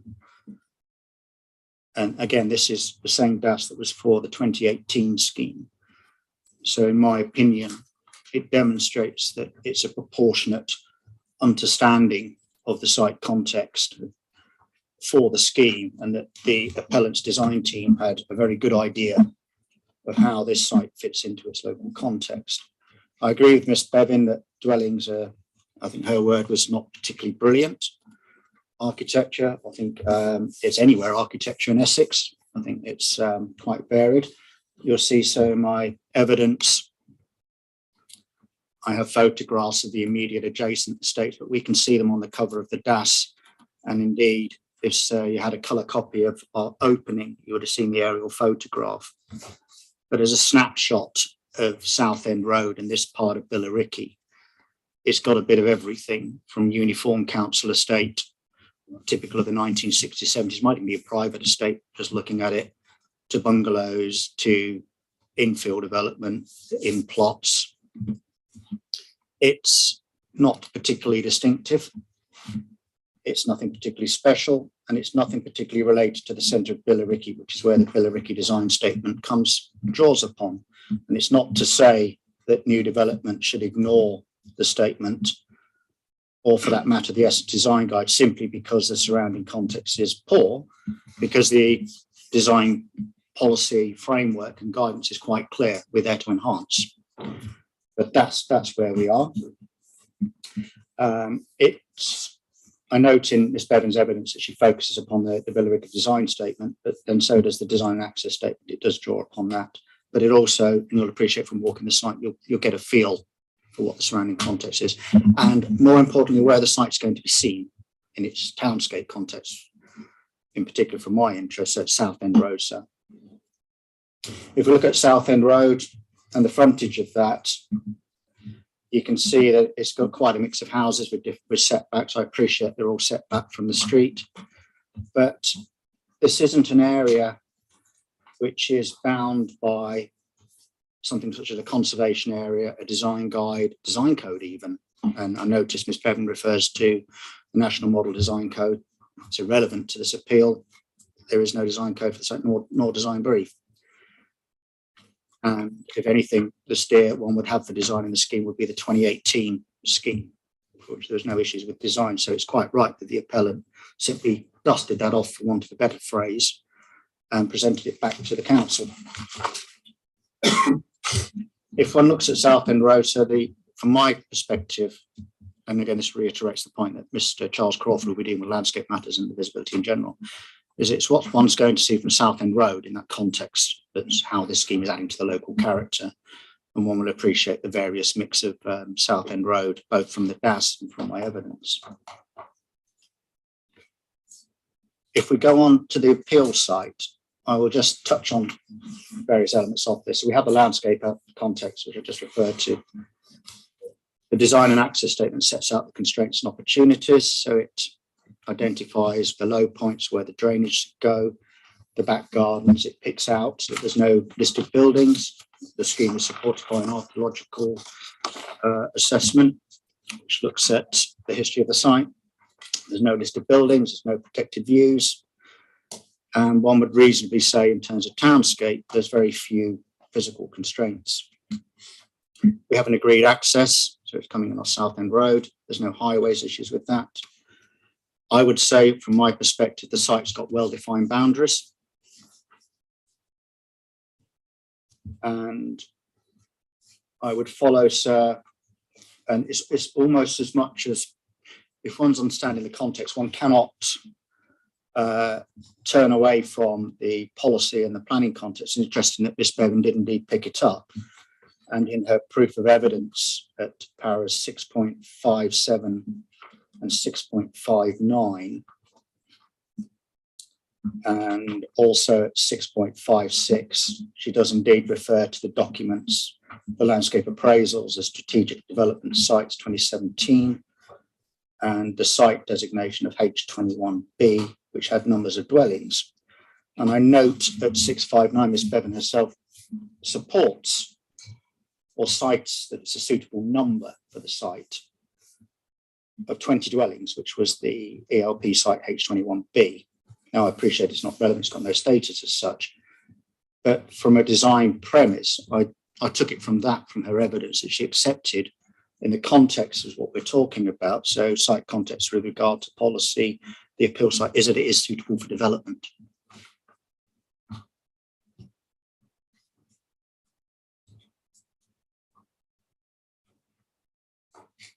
Okay, thank you. Anything you'd like to add to the comments made about that south boundary in particular in terms of its existing form and the relationship to the countryside? On the south boundary, so again, that's something that's going to be picked up by Mr. Charles Crawford, so not so much passing the buck as much, but I note that the existing context from my perspective is back gardens onto the countryside boundaries. So what one sees is the rear plot boundaries of dwellings as such, and the extent to which there are gaps between buildings. We'll come on to this later in describing the layout, sir, but that is something in terms of design that's replicated, and I don't think that there's much between us on that. Okay, on the last point you made about the site suitability for development or not, I think I'd prefer to keep that separate as a planning witness issue rather than a design issue. And so perhaps we can revisit that when we get to that stage of the inquiry. This is anything you want to say, but really I want to just concentrate on design and context instead. Yeah, I think that's fine, but I think it's good to appreciate that just the number of units is going to impact the design. They're not sort of separate issues, because the more development you have, the less area there is for everything else. So I will sort of touch on it lightly, if that's okay to go through, because it's, it's kind of one of the most important things. But yeah, I agree the sort of analysis of those previous documents would maybe be better done a little bit further down the line. Okay, thank you. If I may add, so I think that's very fair, Mr. Bevan. Indeed, I think I agree. If we can stray into matters of numbers of dwellings. Yeah, it's hard not to stray because it's all sort of one complex issue. I don't know if we're done with section 2 in the agenda. Well, if you'd like to add anything more to it. Then Yeah, it was just, sorry, I would sort of start talking about the surrounding area. I hadn't really developed into the appeal site and the South End Road. So just 2 brief points to make on that. One, I think the main characteristic of the area close to the site on South End Road is that it's this kind of trailing off of the town. By this point, there's just one row of houses and they face fields on the back and the front. So that's just the one point I wanted to make on that. And then in terms of the appeal site, I think Colin described it reasonably well, but it's, I think the PDL, partial PDL, again, we'll leave that to the planning guys, but that's definitely something that needs to be discussed. But I think it's worth just sort of noting that the character of the buildings that are on there at the moment are very temporary, at low level. The sort of mixture of sheds and outbuildings of all sorts of forms, and they're not, they shouldn't sort of be classified as residential, habitable, permanent buildings. Okay, thank you. Okay, anything else you'd like to add before we move on to the scheme itself? No, I think I've managed to pass the buck on quite a few of those things to my colleagues. We have item 2, which is the appeal scheme, and item 4, design quality. I have a feeling this is going to start overlapping slightly. Really, we're just talking about the proposals now, really, aren't we? And I'm happy to let that just flow naturally as people see it. Again, perhaps if I start with the councillors to really understand what your key concerns are really with the proposal. Yeah, so sorry, just to clarify the question, the key concerns of the proposal, broadly speaking, in terms of design? In terms of, yeah, so in terms of What's the context? yeah, design and context. Okay. I'm happy for you to just really whatever you think works from your perspective. Yeah. I mean, I actually find this really difficult because I could probably talk for a week about these issues. And I've already had my proof edited quite a lot of things that aren't relevant to this inquiry, so I will really try and keep it brief. You will not be the first witness, so that's happening. So yeah, to begin. So I think maybe we just start with context, because we're talking here about design in relation to context. That's the main focus. And I think that the the 2018 scheme did provide a contextual analysis on request of the pre-app process, and it is in the DAS. I think, in my opinion, it's quite light, and I think the information that was extracted from that and the way that that was influenced in terms of the scheme is really, really limited. I think there's something in the DAS that notes that, the summary of analysis only notes that the buildings will be positioned along pavements and roads in a grid with generous gardens and parking, which is a very, very basic kind of a conclusion to make from contextual analysis.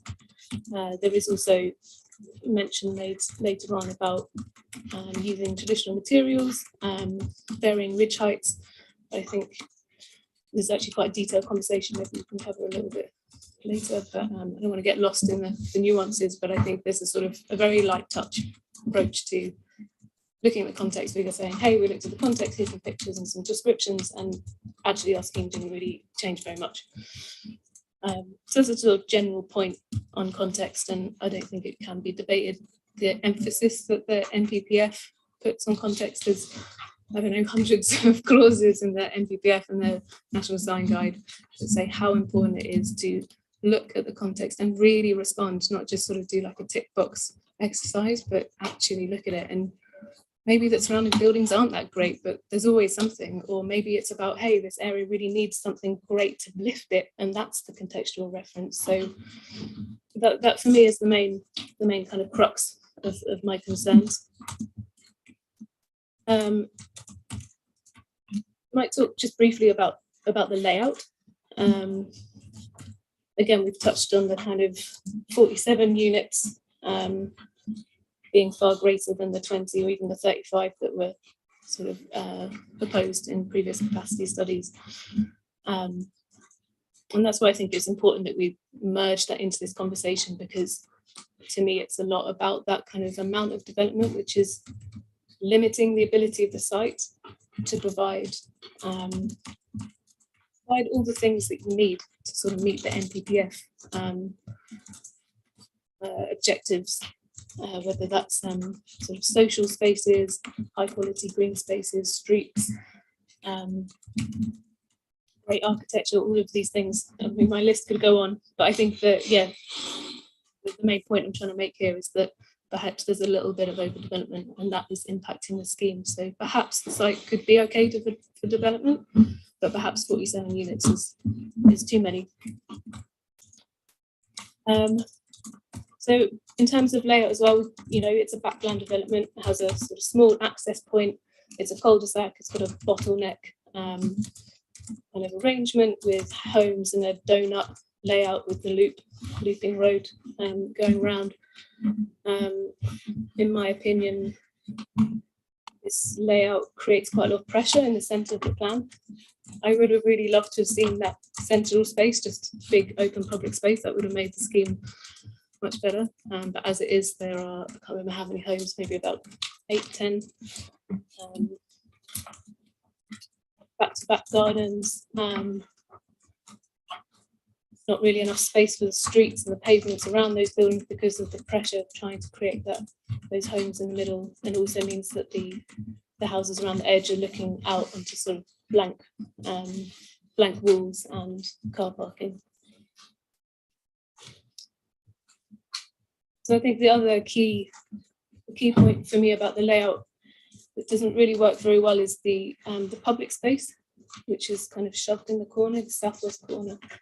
And again, as I said earlier, like if the public space had been in the middle, I think it would have been a lot more successful. But as it is, it's sort of hidden off away. It really lacks frontage. In my proof, so I can't remember which page, but I can show you if you need. I've highlighted the elevations that actually front onto there. One of them is completely blank. One of them does have a front door, but no other windows apart from the bathrooms.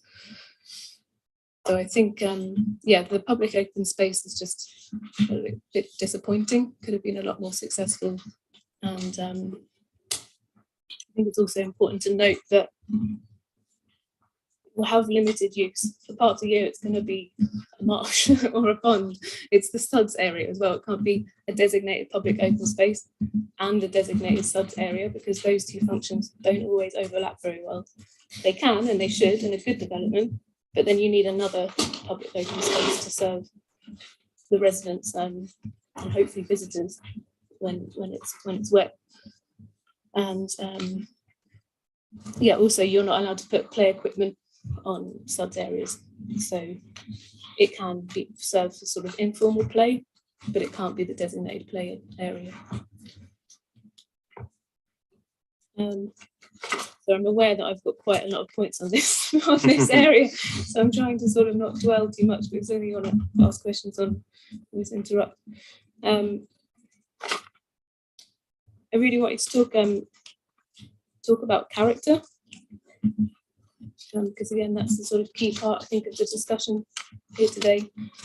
And there's a few areas in Colin's proof where he discusses, so it's in the appendix 1, that the site has limited interaction with nearby streetscape, and scheme draws upon own character with limited opportunities to contribute to community context.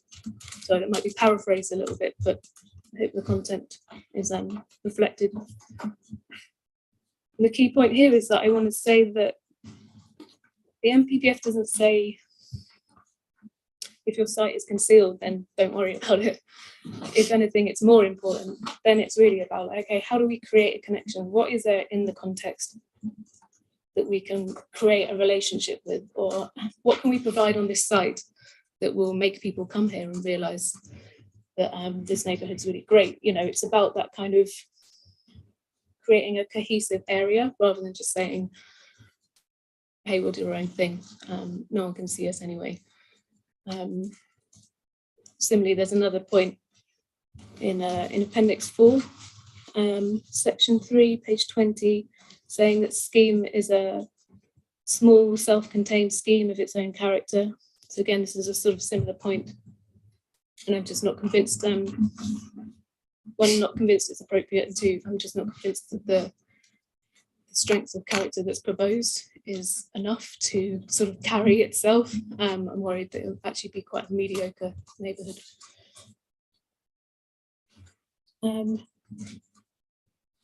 So one that I guess another sort of key part of the appraisal of the character of the proposal is,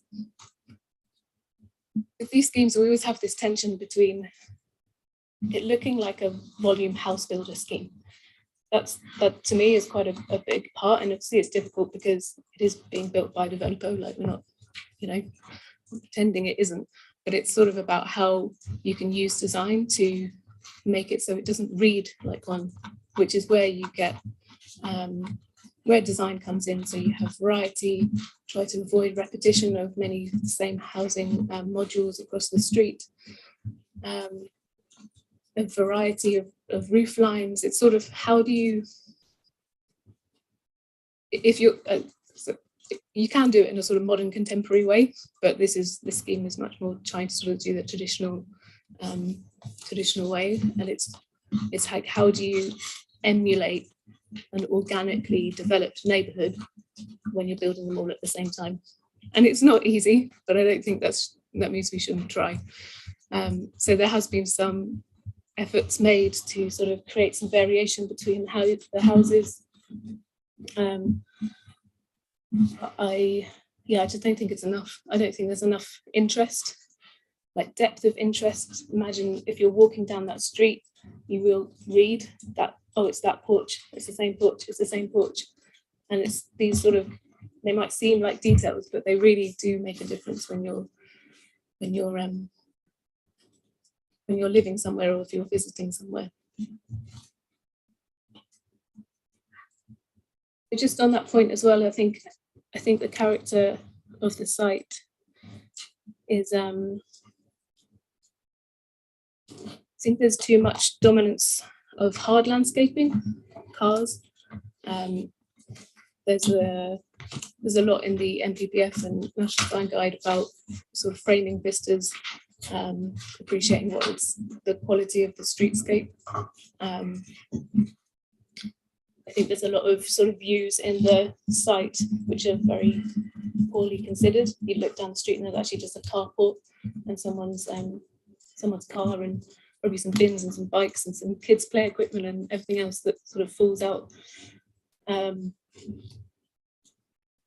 Which leads me to a point which I think is really important, which is about the kind of balance of soft and hard in this scheme. So to me, this is a rural greenbelt countryside scheme. It should be reflecting the natural context, enhancing that, harking back to the LCA 12 and the sort of, hey, let's get the ecology and the hedgerows and the trees, like let's really celebrate that and let's make that better. And I don't believe in the landscaping scheme here. I think it's very weak and I don't think it's enough, especially for a greenbelt site.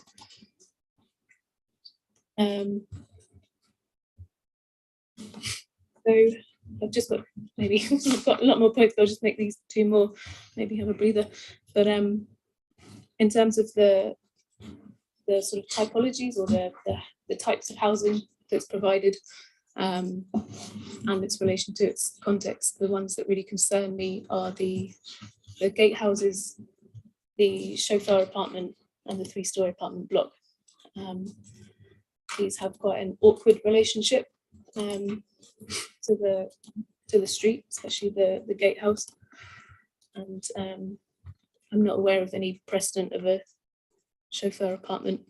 I'm not sure if you've seen the drawings and what it is, but it's basically a row of cars with a flat above, and there's just a sort of blank front door that leads straight into a staircase that goes up to the flat. So it doesn't really have any sort of ground floor presence. Yeah, I don't think there are any 3-story apartment blocks in that area. So maybe the final point to make on character is, I think it's really important that we talk about the relationship to the future character and context of the area. I think we're all aware that this is going to be the first of many, many sites to be coming up in Billericay and in the Greenbelt, Basildon. It's really about what kind of precedent we're going to set with the decision of this inquiry. Are we going to say, hey, if your site is really well screened and it's backland and no one can see it, do what you want? Or are we going to say, no, we want more than that. We want you to be providing something for the area, and really being sort of contextual and responsible, really.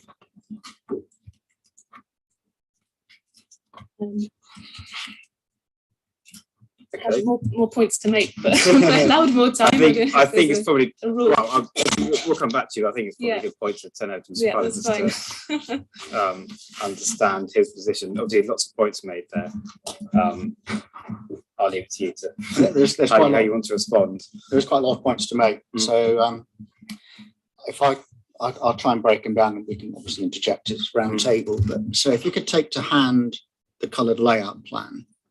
Yep. I'll give you the CD number for that, 106. And I'd also like to take, and it's Miss Bevan's, I assume it was yours, April 2022. Yeah, this year, yeah. And the CD number of that is 154. And it's page 12. And I think, to be fair to Miss Bevan, a lot of those points she's just run through were made in that April document, but also in her evidence. So what page number? Sorry. It's page number 12, and it should be, I'm just going to deal with layout matters first. It's summary of design and architecture comments. Okay. And if you could have those two to either side. I just want to start with matters of layout. And it's almost a compare and contrast there, but I'll just start with putting a bit of a framework in that the Essex Design Guide doesn't prescribe a layout form for development at the sort of densities that we're proposing.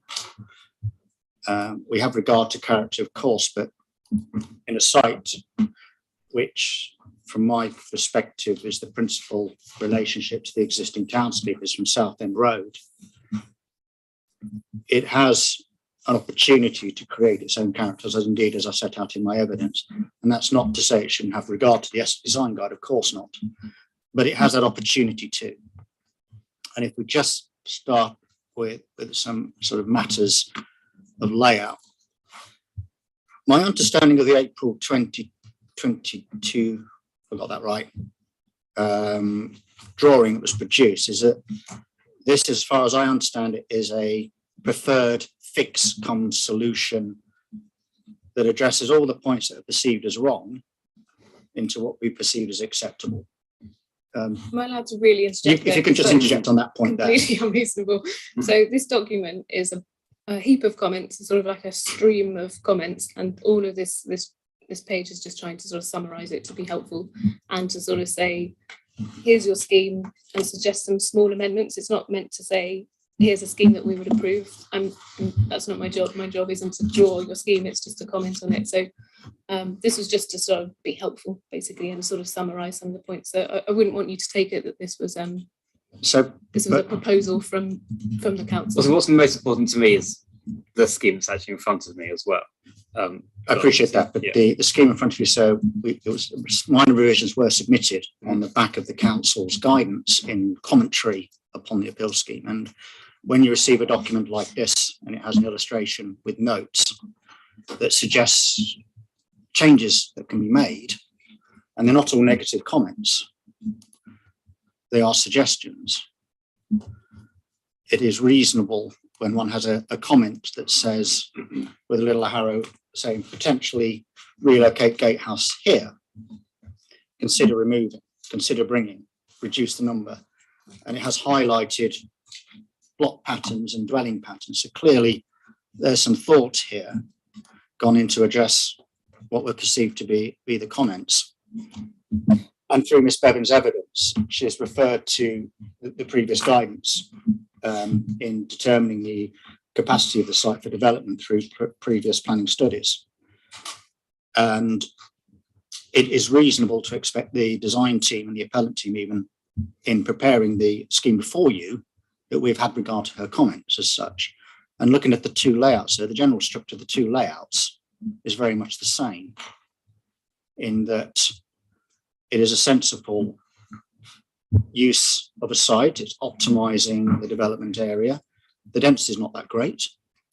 It's having regard to context. I think we're only at around about 26 dph or thereabouts. And one must always remember that the MPPF seeks us to optimize site capacity, particularly greenbelt. So it's not a resource that we should be squandering, particularly in this borough. And I'm not trying to step on planning toes, and Oliver will slap me if I do go too far.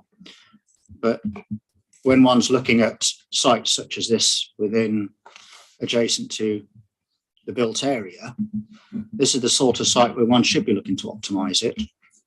And my take from the April 2022 scheme, with its commentary, however one should interpret it, is that this is simply saying that these are the differences between us.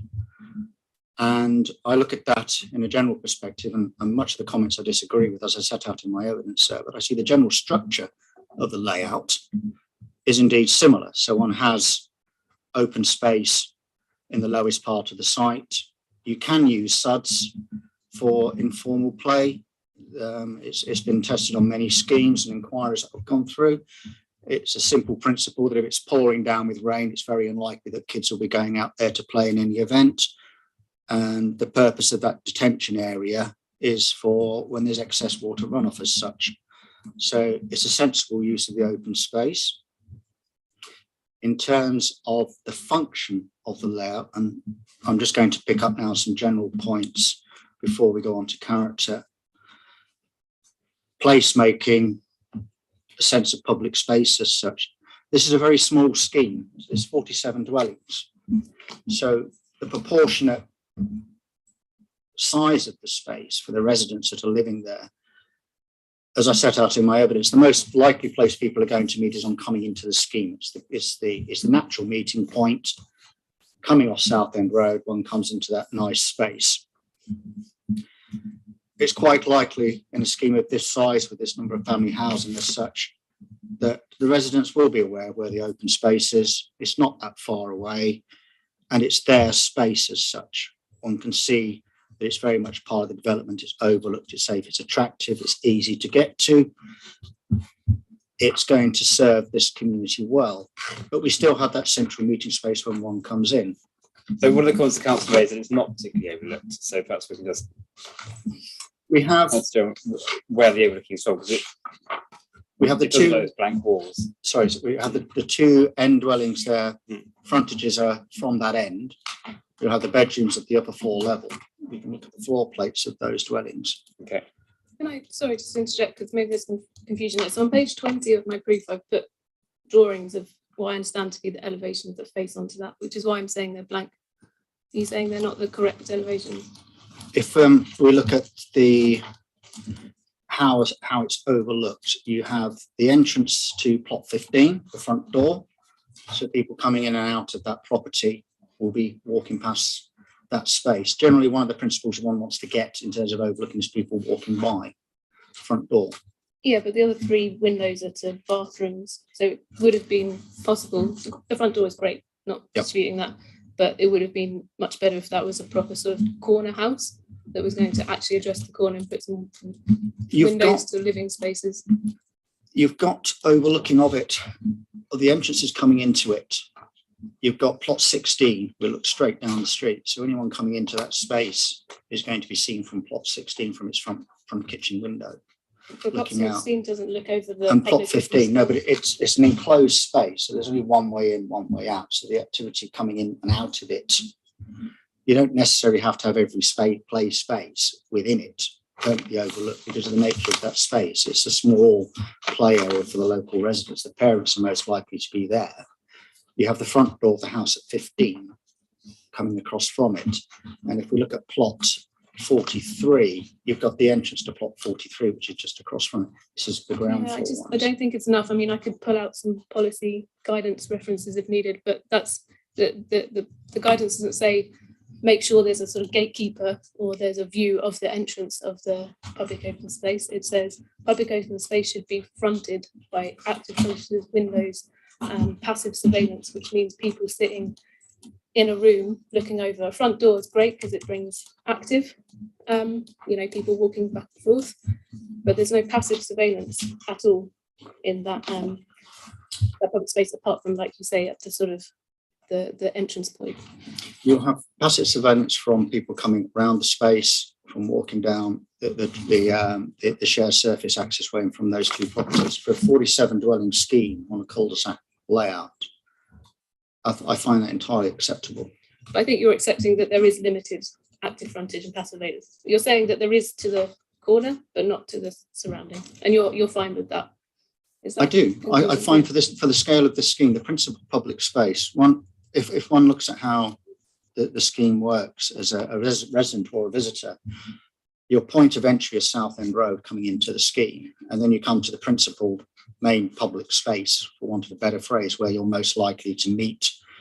If you think about how spaces work when people are coming in and out of an area, their intersection point is going to be that public space. If they're walking, let's say, going to Billericay as such, so they'll stop there, they might have a chat as such. That's the principal first primary space.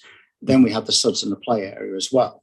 In addition to which, of course, for this sort of neighbourhood, you've got all the back gardens as such where kids are going to play. So it's a perfectly acceptable space, and it's the same space that was in the 2018 scheme. I know I keep coming back to the 2018 scheme as such, but all the points, the concerns that you're raising they were there in the 2018 Essex Design Guide, which is still the present Essex Design Guide.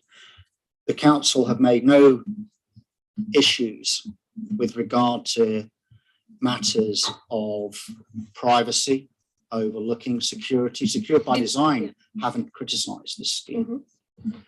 All the things that I would normally look for, when I see your layout and I see your commentary on it, And then when I look at the site, and we're talking about layout here at the moment and the appropriateness of a layout, the first thing I look for is, have we had any issues raised with regard to overdevelopment or anything that says this scheme is tight, it's squeezed, and generally that's amenity space, private gardens, car parking, the rest of it, and the open space.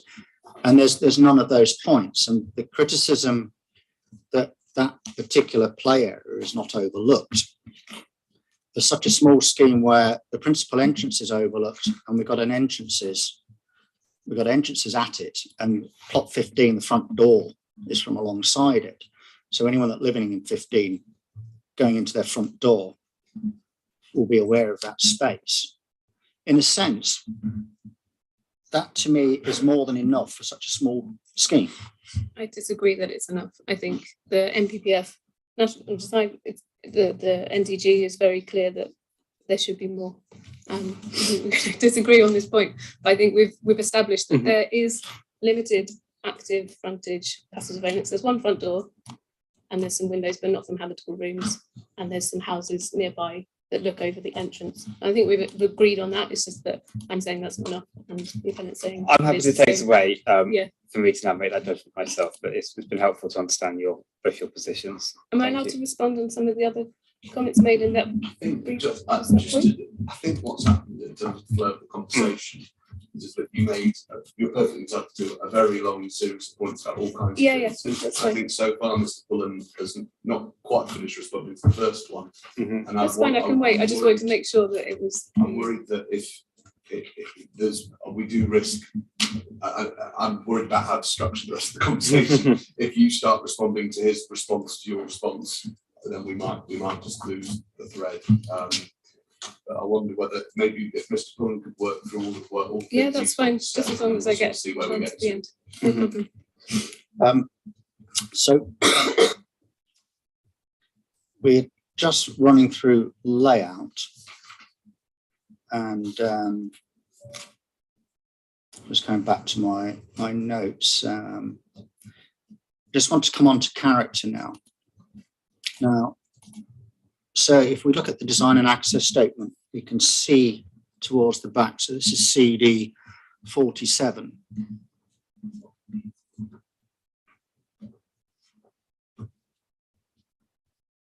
And towards the back of the document, we have the sort of elevations of the house types.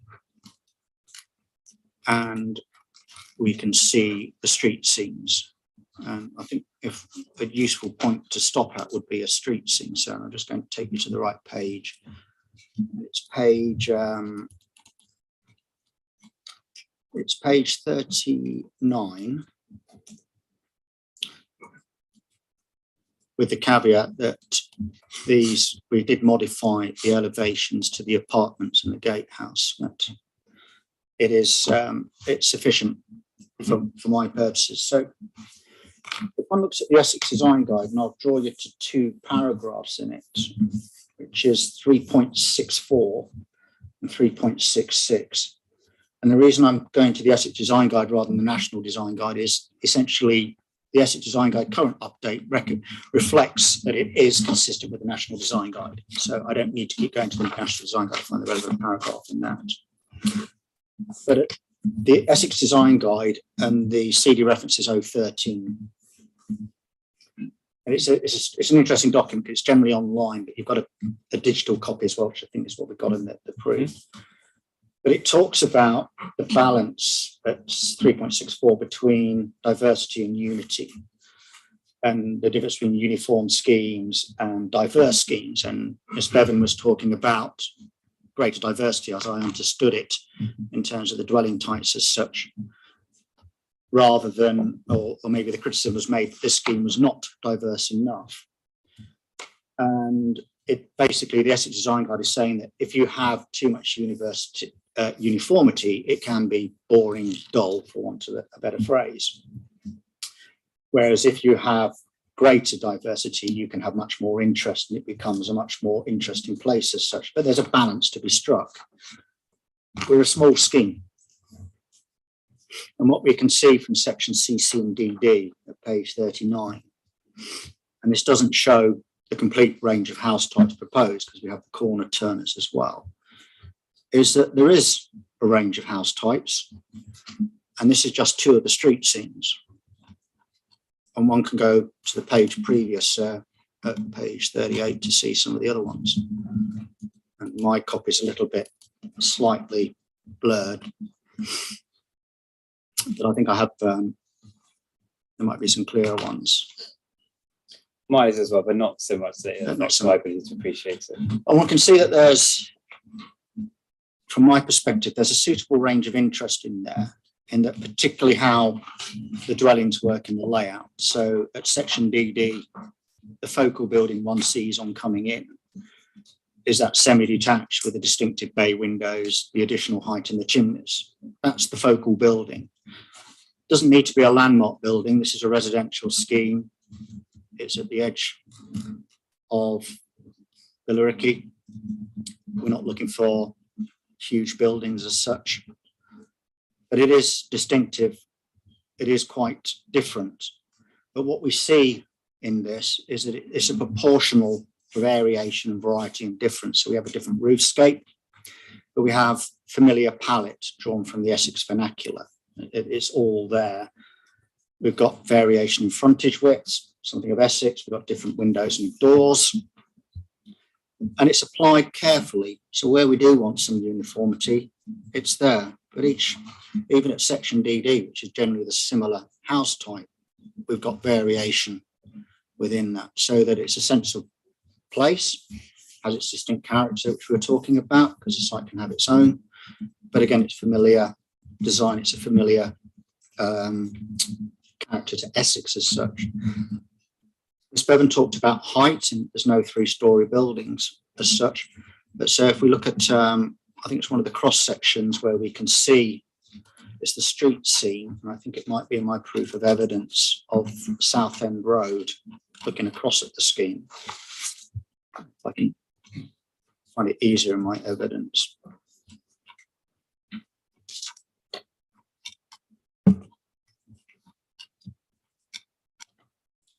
It's at my figure 9 on page 22. It's from the design and access statement, so I should have been able to find it. But it's a flat elevation, so they're never a good measure of what one actually sees. But what it does show is that at 3 stories, the apartments are not significantly greater in height than the surrounding dwellings as such. So yes, they are 3 stories, we accept that, but I don't see that the height is jarring or harmful to the variety of building heights already on Southend Road, as one would see. And again, this is a flat elevation, so it's not going to impact significantly upon that townscape or that existing context.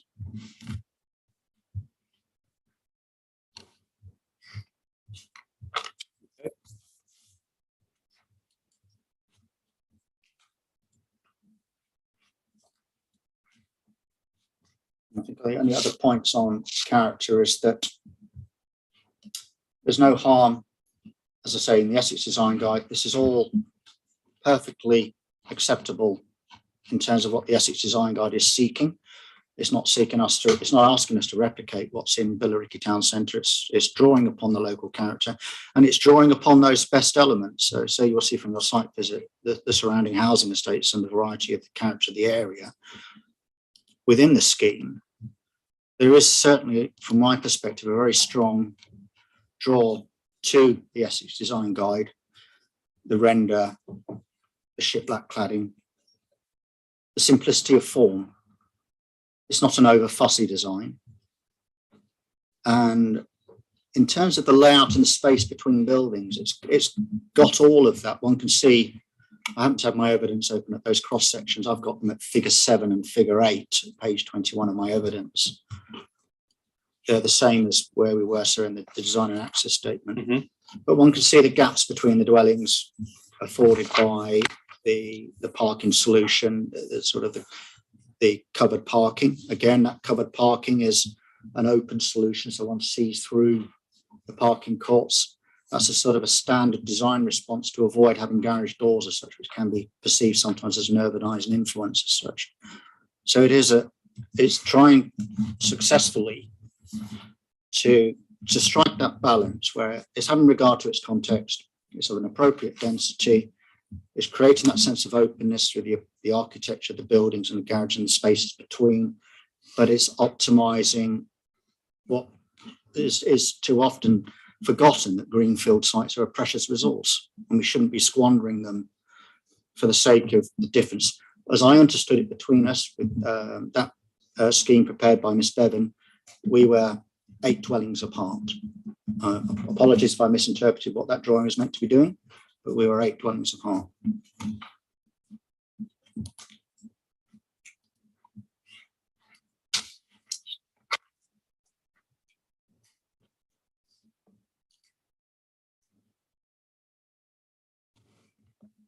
Okay. Are there other comments you'd like to come back on now, Mr. Fedden?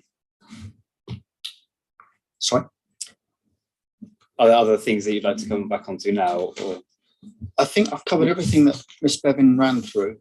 My evidence sets out generally the response to characteristics. I have nothing more to add to that. The buildings alongside the access road, I don't think you've really covered that yet. So.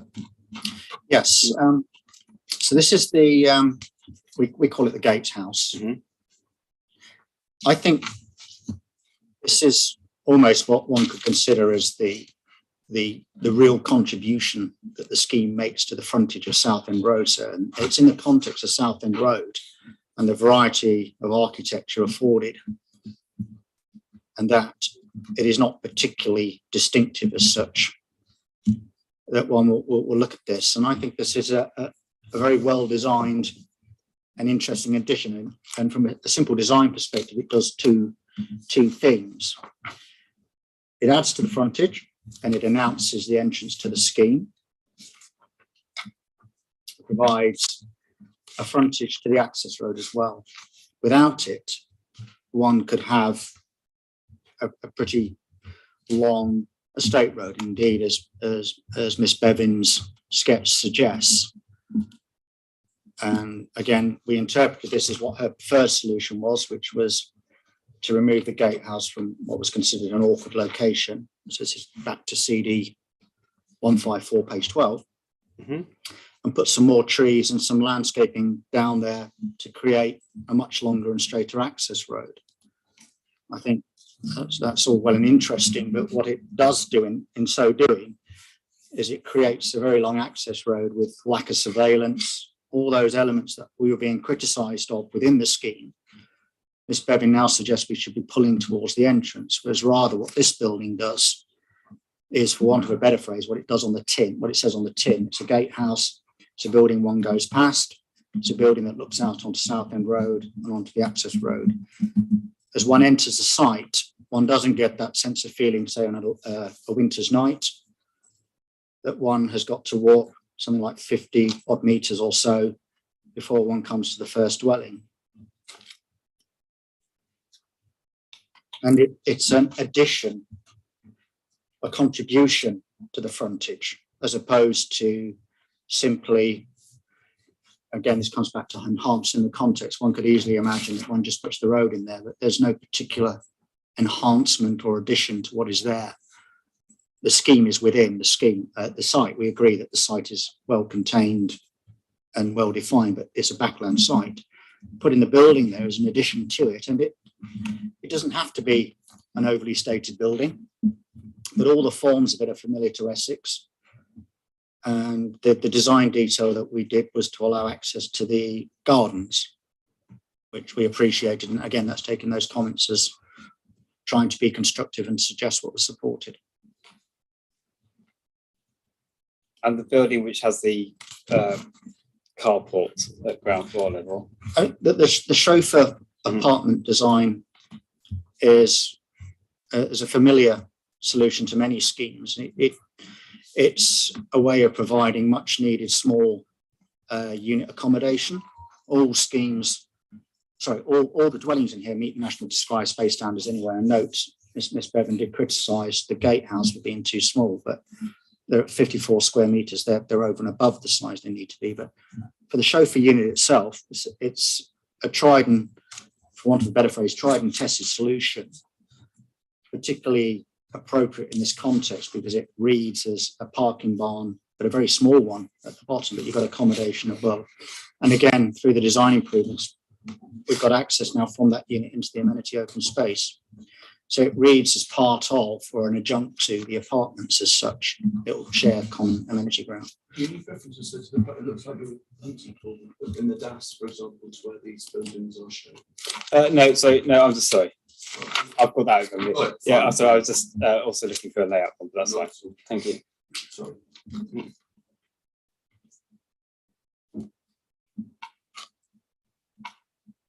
Okay, thank you. Is there anything else you'd like to add before I turn back to Ms. Bevan? No, I think that's it for character for the scheme and the layout. Thank you. Okay, thank you. Yes, you said you had a number of comments to I make. do, So yeah. Okay, so I might just go through them sort of in the same sequence you did. So one, I think, is just a clarification. Did you mention 26 dwellings per hectare for density? I said it was about that. I think it's 32. Is that 32. off? Yeah, That's so it's fine. that's what I've got noted down from 32. the documents. Yeah. okay, fine. Sorry, forgive me. I had the 26 came from Miss Bevan's scheme. Okay. Yeah, I mean, on that again, I think I've already said it, that that wasn't a proposal and it has been interpreted incorrectly. I think the idea of this document is that we still thought we might be in a position where we might have a meeting with the applicant and we were going to find a nice sort of compromise solution where we wouldn't have to go through an appeal. So that was the aim of these sketches, was just for discussion. As mentioned by Colin, the words there were sort of consider, review, you know, they weren't sort of saying you should do this and therefore we'll approve it. It was much more, hey, let's talk about this, what about, so it's a sort of movable thing. Anyway, I won't dwell on that anymore. So there's a point made about the suds and the fact that kids won't be playing when it's raining. That's a bit of a sort of basic comment. I think the idea of the public community space is not just for play areas, it's for lots of people. You know, there's all sorts of people in wheelchairs, or I'm not going to list out all of the different types of people around the world, but I think the idea is that in the MPPF, it's very clear that public open space needs to be accessible, inclusive, functional, comfortable, all of those words. And that's why we're concerned about the overlap of it with the subs. And it's suggested that there is an area in the centre of the plan, so the kind of central junction, which I didn't realise was meant to be a sort of public open space, because that's not how it reads very well on the plan. It's quite sort of limited, which I think, Colin, in your proof 5.4, you describe it as a small landscape space framed by development and street trees. So if we compare this proposal to what the MPPF is looking for in terms of public open space, my criticisms would be the amount of planting. It's actually a very, very small planter. I think you can see it on the plan. There are trees, there's about 5, so I would say that's a lot for this area. Maybe if they're great mature oaks, brilliant, but I'm not convinced they will be from day one.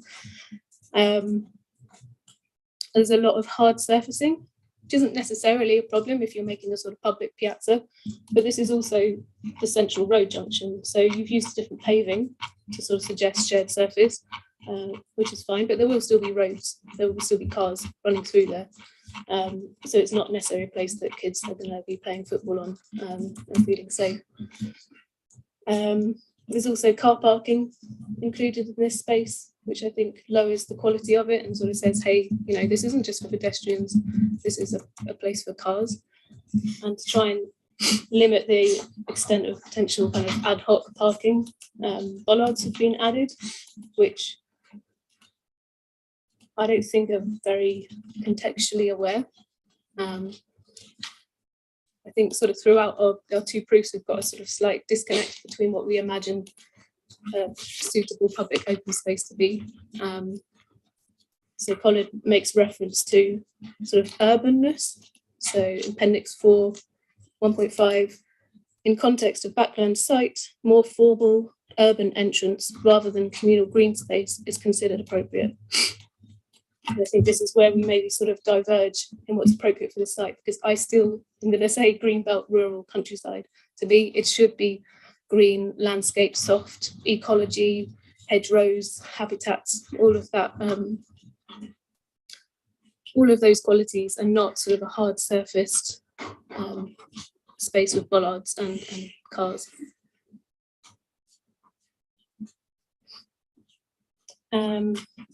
Just one more point. I don't want to be too sort of picky, but there is a point in your proof that says there's no requirement for public open space. I'm not sure where that's come from, but it's just not true. In NPPF, it's very clear that that's a fundamental part of successful neighbourhoods, whether it's a park or a piazza or streets. All of these things are really important.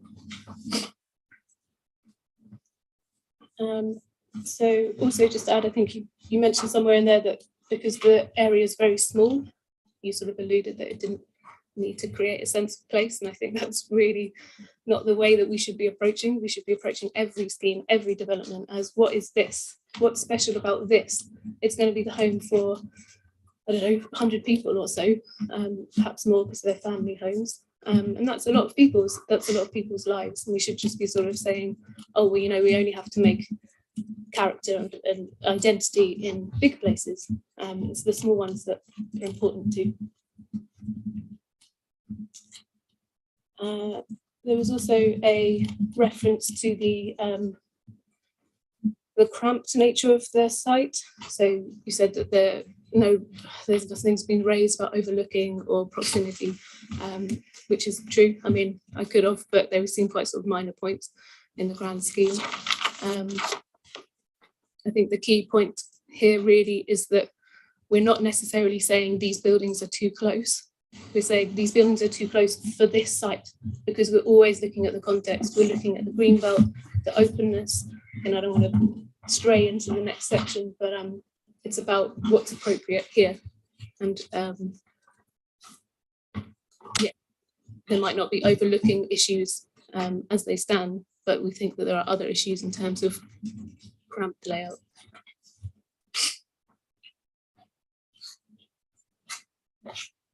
So maybe on that note, when we looked at the street elevations,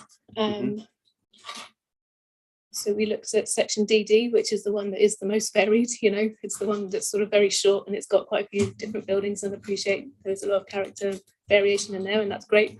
But if you compare it to the other ones such as AA or CC, you see that what I referred to earlier, that sort of like copy and paste of the houses running down the street.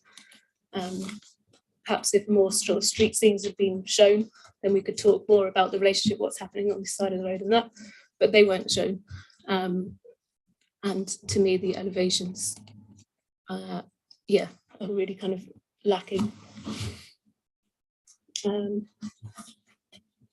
There's also reference made to, or sort of like a broad reference made to the scheme being acceptable to Essex Design Guide in terms of character, facade. I mean, I'm not going to go into too much detail, but there's a few key ones that I'm aware of where it doesn't comply, and that's with the roof forms. So there's quite a lot of detail in the Essex Design Guide about how a roof is going to, how long it will span, which way it spans over building, whether it's got dormers on the front, whether these are over dominant, roof lights on the front of the buildings, not just the back. And there's a few issues there which I think which don't comply, basically. You have a reference in the design guide. Yeah, it's within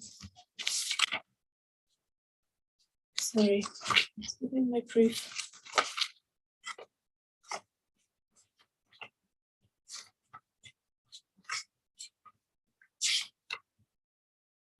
So we've got EDG 1.5 is about the deep plan roofs, and EDG 1.16 is about dormers and roof lights. Okay. I just think it's worth talking about roofs, because maybe it's because I'm an architect and I look up a lot, but roofs are quite dominant. especially in residential schemes, and especially one of the things you're going to read most when you're outside the site. And we can talk about this in the next section, but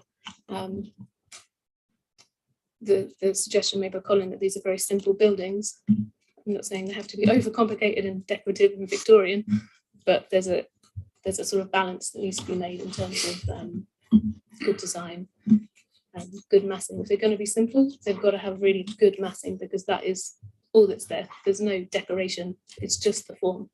And what is that form, and how does it read?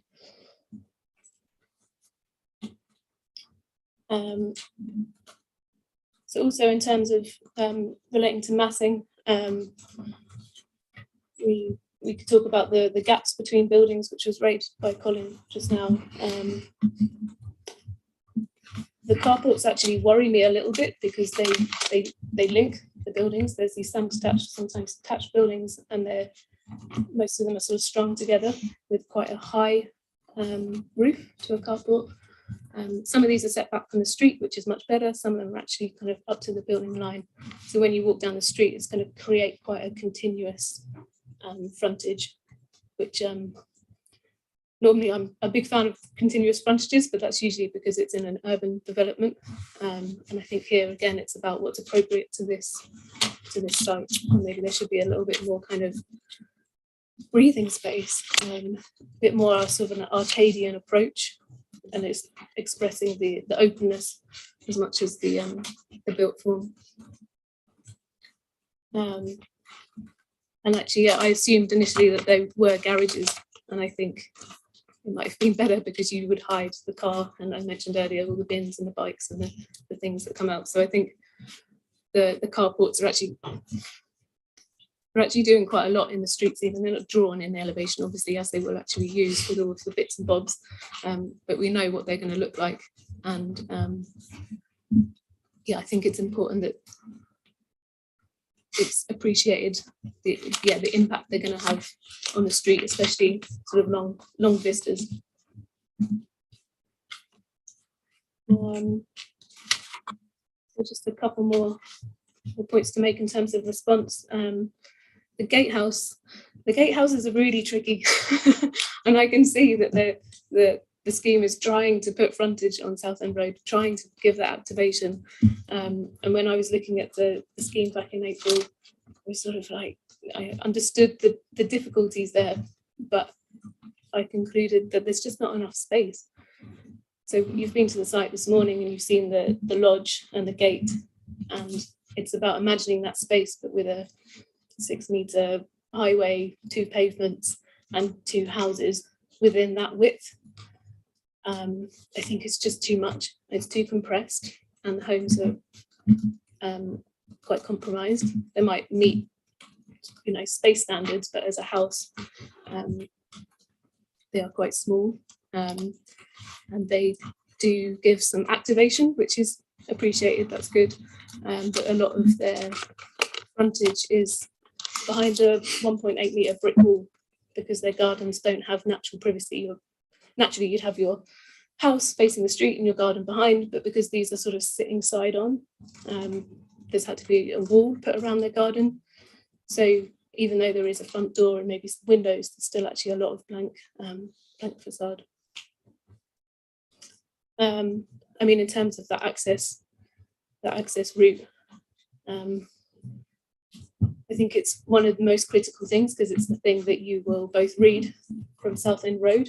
It's the most kind of public face of the scheme, and obviously it's the one that people are going to engage with as they enter the site, whether they're residents or visitors. So I think, yeah, it's a shame. If there was a bit more space, it would have been great. Could have been some nice gatehouses there, but as it happens, they're really very small and they're very awkward. If you look on the street elevation on page 22, you can see how strange they look in relation to the other buildings.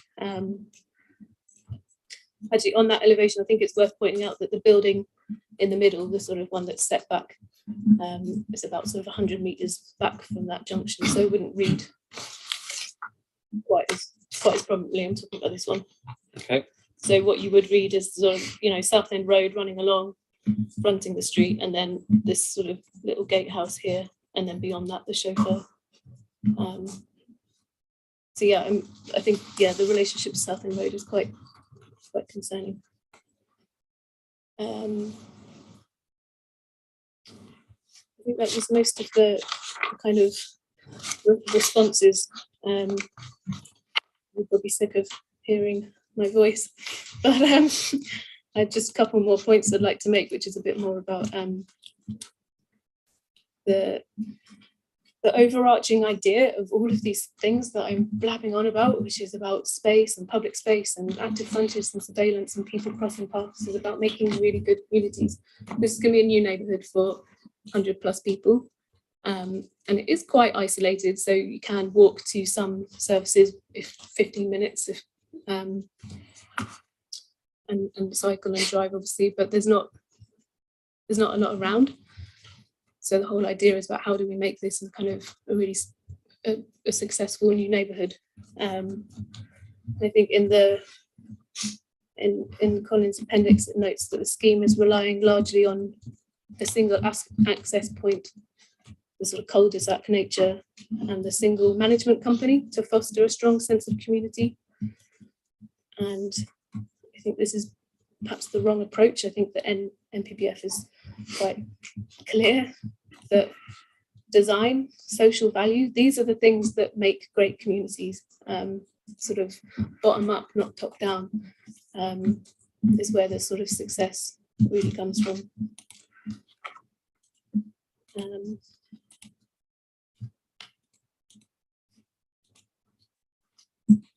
Yeah, and then, sorry, 2 more points. One point was just about the shared surface, because I know this was raised within Colin's sort of analysis of my comments, so sort of backwards and forwards, but yeah, it's about the shared surface, which I mentioned in relation to the entrance point. And I think there's a sort of claim that there's a claim that there's multiple public spaces within the site, which I'm assuming must include the roads, because I can't see any others apart from the public space in the corner and the central one. So I think it's maybe just understanding how these shared spaces will be actually implemented and successful, again, for people with dementia, wheelchairs, buggies. They can actually be quite dangerous if they're not done well, and there's a sort of conflict and confusion about whether the car has priority or pedestrian. And then the last point I'd just like to make is about just coming back to the character, because that is one of the fundamental things here. It's about the character and it's about the context. And I think a bit of our disagreement is on the level of interest and variation. So Colin's appendix sort of talks about the fact that more variation would dilute the character, whereas I argue that more variation, or I like to call it sort of interest, more interest can and should be incorporated to contribute to the character, as this is what makes a place, again, really sort of special. It's reiterated in multiple clauses in the design policy and guidance. And yeah, I think that's maybe one of our key points of disagreement. On that point about the shared surface, it's not my understanding the council are raising any issues about highway safety. So I'd just like to clarify, because if the council are, then that obviously we'd have to think about carefully. I was just going to say that the reference for you, I think you must have it from what you've just said, but it's core document 111. Core document 111 is a statement of common ground between us and the Highways Authority. And I was just going to jump in and say that it goes over a number of things, not just the highway safety as you'd expect, and of course there's been a road safety audit as you'd expect, which has been undertaken to their satisfaction. Also things like the site access arrangements, the general layout arrangements, parking provision, and of course also a travel plan, which is something that's set out there. All of that agreed with the Highways Authority. Okay, thank you. Is that, sorry, just on the understanding, because my issue was with the labelling of the roads as part of the shared surface or the kind of play area or the amenity space. So apologies, I haven't read the highways document, but as long as there was a clarity within that these are shared services and there will be pedestrian and cycle priority. Yes, it was dealing with it as drawn on As the drawn. on the plan in front of you. So it does include that. Yes. If it's all right, so just one more reference for you, if I can, Yeah. just from on agreed matters, and it's the main statement of common ground, which is core document 109, and location and sustainability are agreed matters on page 14 of that document, paragraphs 6.19 and 6.20. And the reason that I'll just write them down. The reason I give you those references is because of the evidence that we've just heard about the isolated location of the appeal site and the comments around that. Well, it's agreed many places, but including on this part of the statement of common ground, that we're on the edge of a highly sustainable settlement, which is Billericay, access to a large range of services and facilities within walking and cycling distance, close proximity to a range of sustainable transport modes, including bus services and railway stations. And at 6.20, it's common ground that our site's a highly sustainable location. All of that agreed. So as I say, I'm sure that there was no intention to sort of depart from that agreed position, but I haven't heard until now the allegation that, if you like, we're in an isolated location, so need to be approaching it on that footing, if you see what I mean. Okay, thank you. That's helpful, thank you. Mr. Pullen, just in general then, on the design, the further design comments made then, In general, if I can come back on a couple of points. Yeah. Firstly, on the depth of the roof pitches as such, I agree saying we're taken to two references in the Essex Design Guide about roof pitches as such. I think there are more paragraphs either side of the two particular ones that you were taken to. Indeed, I concur with Ms. Bevan that the Essex Design Guide at 1.2, page 6.5, does indeed say you should try this guidance, but you should try and avoid gables greater than 6.5 metres as such. But that doesn't necessarily mean to say that if you did go greater than that, that's an immediate big cross and a refusal. And at 1.12, indeed, it does talk about how you deal with terraces, which are typically deeper plan, and how you can address that. And I can illustrate that in the scheme, sir, with reference to the DAS at page 37. And it shows the roof form. So it's site layout plan showing roofs. And so the criticism was levelled at us that we don't understand the Essex Design Guide and about deep plan roofs and how we can mitigate those. But if one looks at how the roof treatment has been designed as such, so coming in from Southend Road, the gatehouse presents the narrow gable to the street, so that's entirely consistent. Going into the scheme, the deep plan roof of plots, and it's the ones, I'll just get the plot numbers from the layout plan, slightly clearer.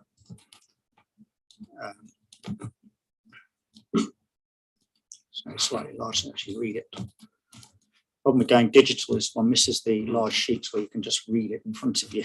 But plots 3 and 4, which are deep plan semi-detached, that's what deep plan in the sense of deeper than the Essex Design Guide 6.5. One can see that adjoining it in the roof plan, we have the covered parking. So visually, the issue with the Essex Design Guide is one sees is a blank gable. That's what it's actually about. It's not so much the roof, it's what one sees. Is that one can see how the covered garages, the drive-unders, how which we'd call them, is breaking up that roof form. Then coming into the scheme as one walks around, for the greater part, one wouldn't appreciate a deep gable. So if one goes into the scheme and drops south, we've got the corner turner, which has got a narrow gable and narrow plan building. One goes across the frontage, I think section DD, which Miss Bevan agreed that it was interesting. I think that's the fair term, I said it as it was, which is the first thing one sees coming into the scheme. I think I'll take a tick on that as More something interesting. Let's put it more interesting. Thank you. than the others. The thing one wants to see when one explains where one lives, the first thing one sees when one comes in is the most interesting bit of the scheme. I'll take that. As one walks around to the south, one sees a narrow gable, so that's plot. I've jumped between drawings again. I've got two screens and I've managed to put everything on the one screen, so I've got slightly redundant second screen here. As one comes south, plot 42, one sees a narrow gable, and the deeper plans of plots 8 going through the scheme towards the open space, one wouldn't appreciate the gable because they're hidden. But then one gets to the park, so it's the end building, so that one doesn't see the gable, one sees a sort of a gable with a deep plan pitch. The roof pitch is different, so it has a narrow gable plan roof. And then one travels north, again, no deep plan roofs, or the gables are designed, or the roof form is designed such that it's compliant with the Essex Design Guide. So as it was in 2018, as it is now, the roof form is seeking to be compliant with the Essex Design Guide, and it is such that, accepting that these are modern developments, so they are designed for modern living needs as such, it is, in terms of character and appearance, entirely appropriate. I'll pick up on the sense of spaces as such. The Essex Design Guide is full of references to nice, more urban spaces, for want of a better phrase, than Arcadia as such. This isn't an Arcadian site. I don't think there's any guidance that says we should be designing to Arcadia. It is, as we set out in my evidence, as the officer accepted in the 2018 report, it's a site that can develop its own character as such.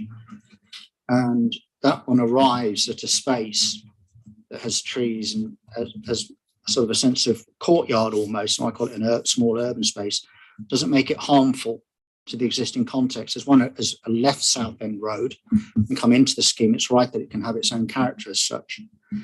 And in terms of safety and walking around, we've had no highways objections on matters of safety as such.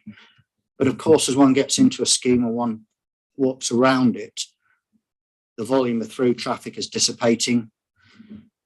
People will have a sense of ownership of these shared spaces. That's the entire design principle behind them, so that the car is secondary. We've got tight bends. They're serving the dwellings that are there. So it's highly likely that the traffic within here is either visiting someone that lives in here or is known. It's very unlikely that someone's going to drive in here trying to go somewhere else and is going to get lost, because it's, at the end of the day, it's a cul-de-sac site, but it's a permeable site. So one's not going to get lost walking around in the scheme, because one's going to keep arriving back at this central meeting space. So in that sense, it's a very, I think it's a very well-designed scheme, and it does everything one would expect. Just in terms, just to sort of finish up in terms of just general design points.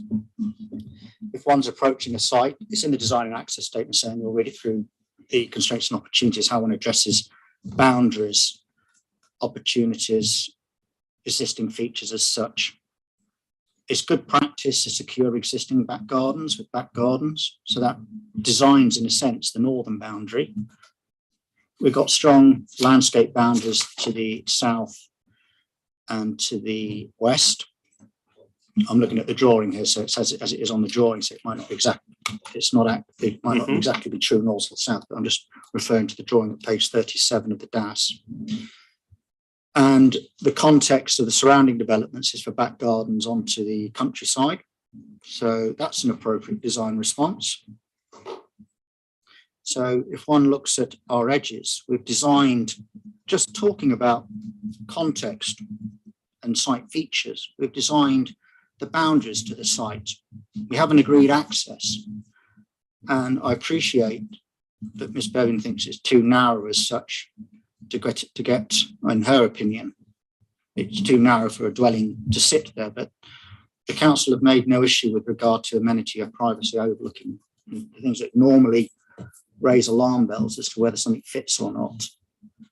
And one can see on this plan the proximity of existing dwellings to each other. So a tight relationship of buildings to each other is not unusual in the street scene. So the relationship of the gatehouse, the dwelling to the south on this drawing, is consistent with the existing pattern. So now we've designed the frontage and the boundaries. So we come to the middle of the site, and then we bring on good urban design practices of permeability, legibility, safety, overlooking, privacy, etc. And in a sense, it's a small site. There's not an awful lot of design solutions one would arrive at. And if one starts to be, for want of a better phrase, too radical, which is partly why I come back to the 2022 scheme that Miss Bevan drew up, in that it wasn't a radical departure. If one starts to try and do something fundamentally different, for example, front onto the countryside, one starts to do something uncharacteristic with what's typical of the surrounding context. So one creates new problems. So instead of having back gardens with maybe rear garden light, rear bedroom lights onto the countryside, one will have street lighting or something like that. Instead of having natural edges, one will have to put in landscape bunds perhaps. So suddenly the site gets a lot smaller because one's creating artificial boundaries to a frontage. And then before you know it, one's run out of a precious resource to do something uncharacteristic.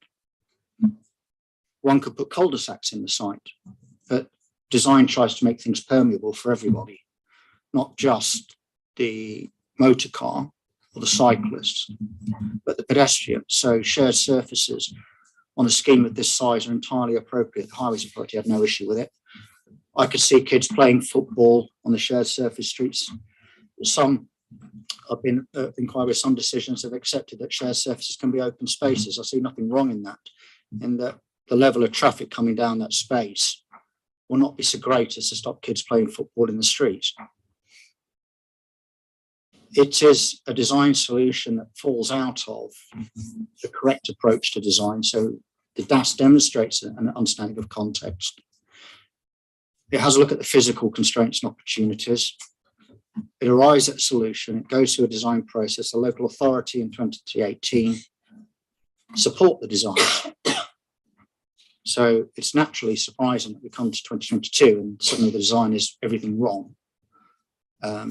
So I think that actually the scheme is absolutely fine. And the few amendments that we have made to the scheme are minor and they're not significant. They don't break away from what is essentially a very well-designed scheme. Thank you. Okay, thank you. I'm conscious of time, as obviously discussed at the clock. At the same time, it feels like we have quite an exhaustive sort of run through here of the design and the concerns that the council has and obviously the appellant's position. And I feel like from my perspective, we've already touched on, or actually we've already talked through item 4 anyway as part of what we've talked about. I mean, I'm happy to now, unless either witness says otherwise, to sort of have sort of summary position at the end of the roundtable session. Any last points you want to make briefly? Are you both comfortable with that? And then obviously outside we'll have lunch. We are, so yeah.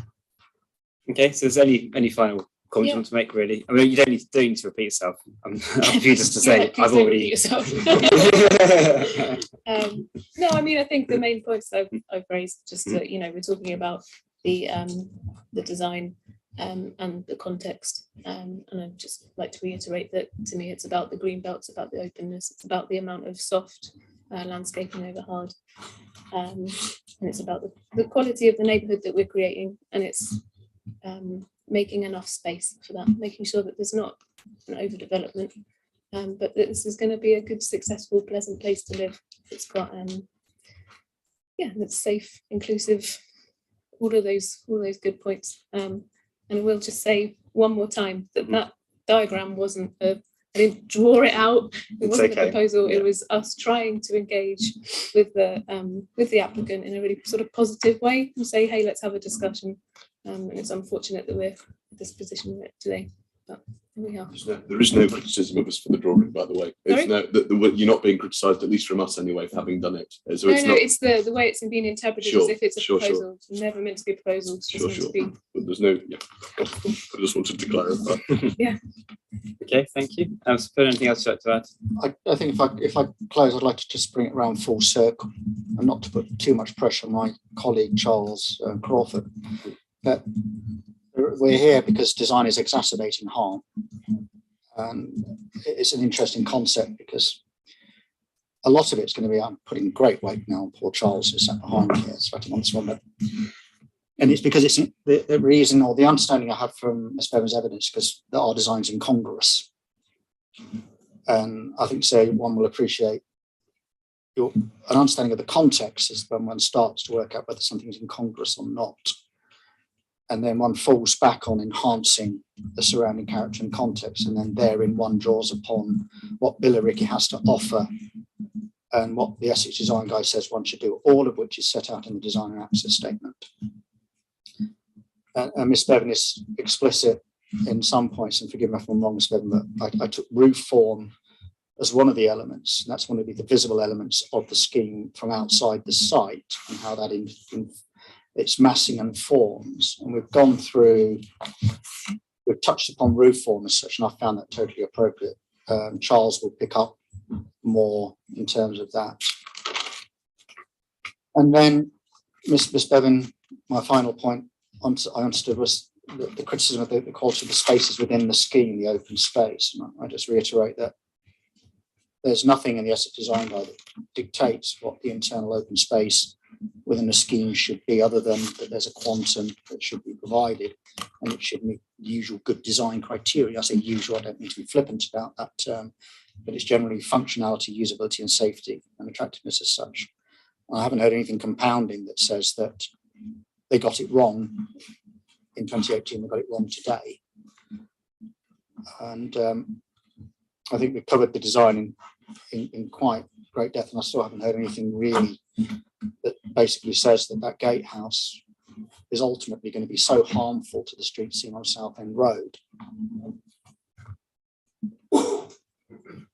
that this scheme should be dismissed. In terms of my perspective on townscape, I'll let Mr. Charles Crawford.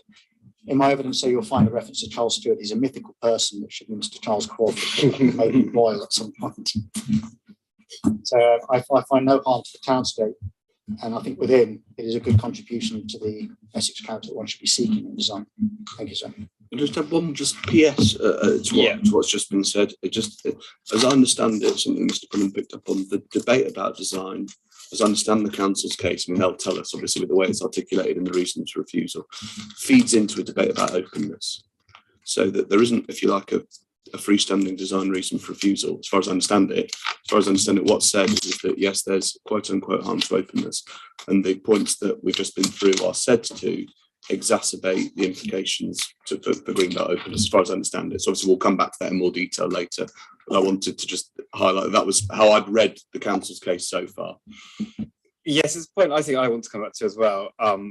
Because although that's sort of how it's found the reason for refusal, the proof and particularly how we've discussed it today, I think makes it clear that the council do have just a general issue of character and appearance as well.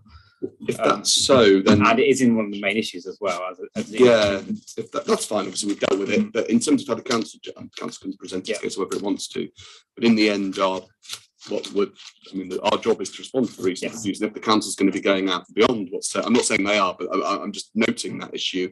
If what's being said is that it is inconsistent with or goes outside what's in the reason for refusal, it's something that it would be helpful for us to be clear on. Obviously, we can consider what, if anything, we need to do by way of response to it, but useful to know, because obviously that was our starting point for preparing all of our evidence. Yes, it does feel like, to me, it feels like the case is probably going beyond explicitly how it's written in the reason for refusal, but at the same time, I think it's been clear for quite some time that is what the council is going to be part of their case. The proof is very clear. And from the case management conference onwards, character appearance was an independent main issue. Yeah, no, Um, absolutely. It wasn't character and appearance. Yeah. We're dealing with character and appearance Yeah. later. Okay. What I'm trying to do is pick out The design. the detailed design. So character and appearance, we're absolutely dealing with as a main issue. And so don't get me wrong. I didn't mean to set hair running. It was just that, as I say, when it came to questions of detailed design, things like, you know, the compliance with the roofscapes, compliance with the design, with the Essex Design Guide, matters like that. My understanding is that the council's position has been that such matters, you know, that's important for you to have regard to inspector, it's said, because all of that exacerbates harm to openness, is what I think is being said. But obviously, like I say, if I'm wrong about that, then so be it. We've dealt with it anyway on its merits through our own evidence. But I just wanted to clarify that maybe a misunderstanding on my part as to what the council's case is. So in which case, I'm glad I raised it now. I think it does need to be talked about, because I think there's a slight I'll say grey area here. It's exactly as it's being approached. So I don't know if you want to say anything. Certainly, thank you. So I appreciate that there's scope for interpreting the reason of refusal, and that's obviously the starting point. The way in which the council present the case is the design element, which has a bearing on openness, is its principal design point. And this comes from, it all derives back from the reason for refusal. The proposed development would cause substantial harm to the openness, which, by virtue of its poor design, would exacerbate this harm. Okay, so that's the main point as the council presents it on design. But there is a subsidiary point, not as broad as a sort of general design objection, but in the words "and would fail to provide a high quality, beautiful place, nor add to the quality of the area." That's a sort of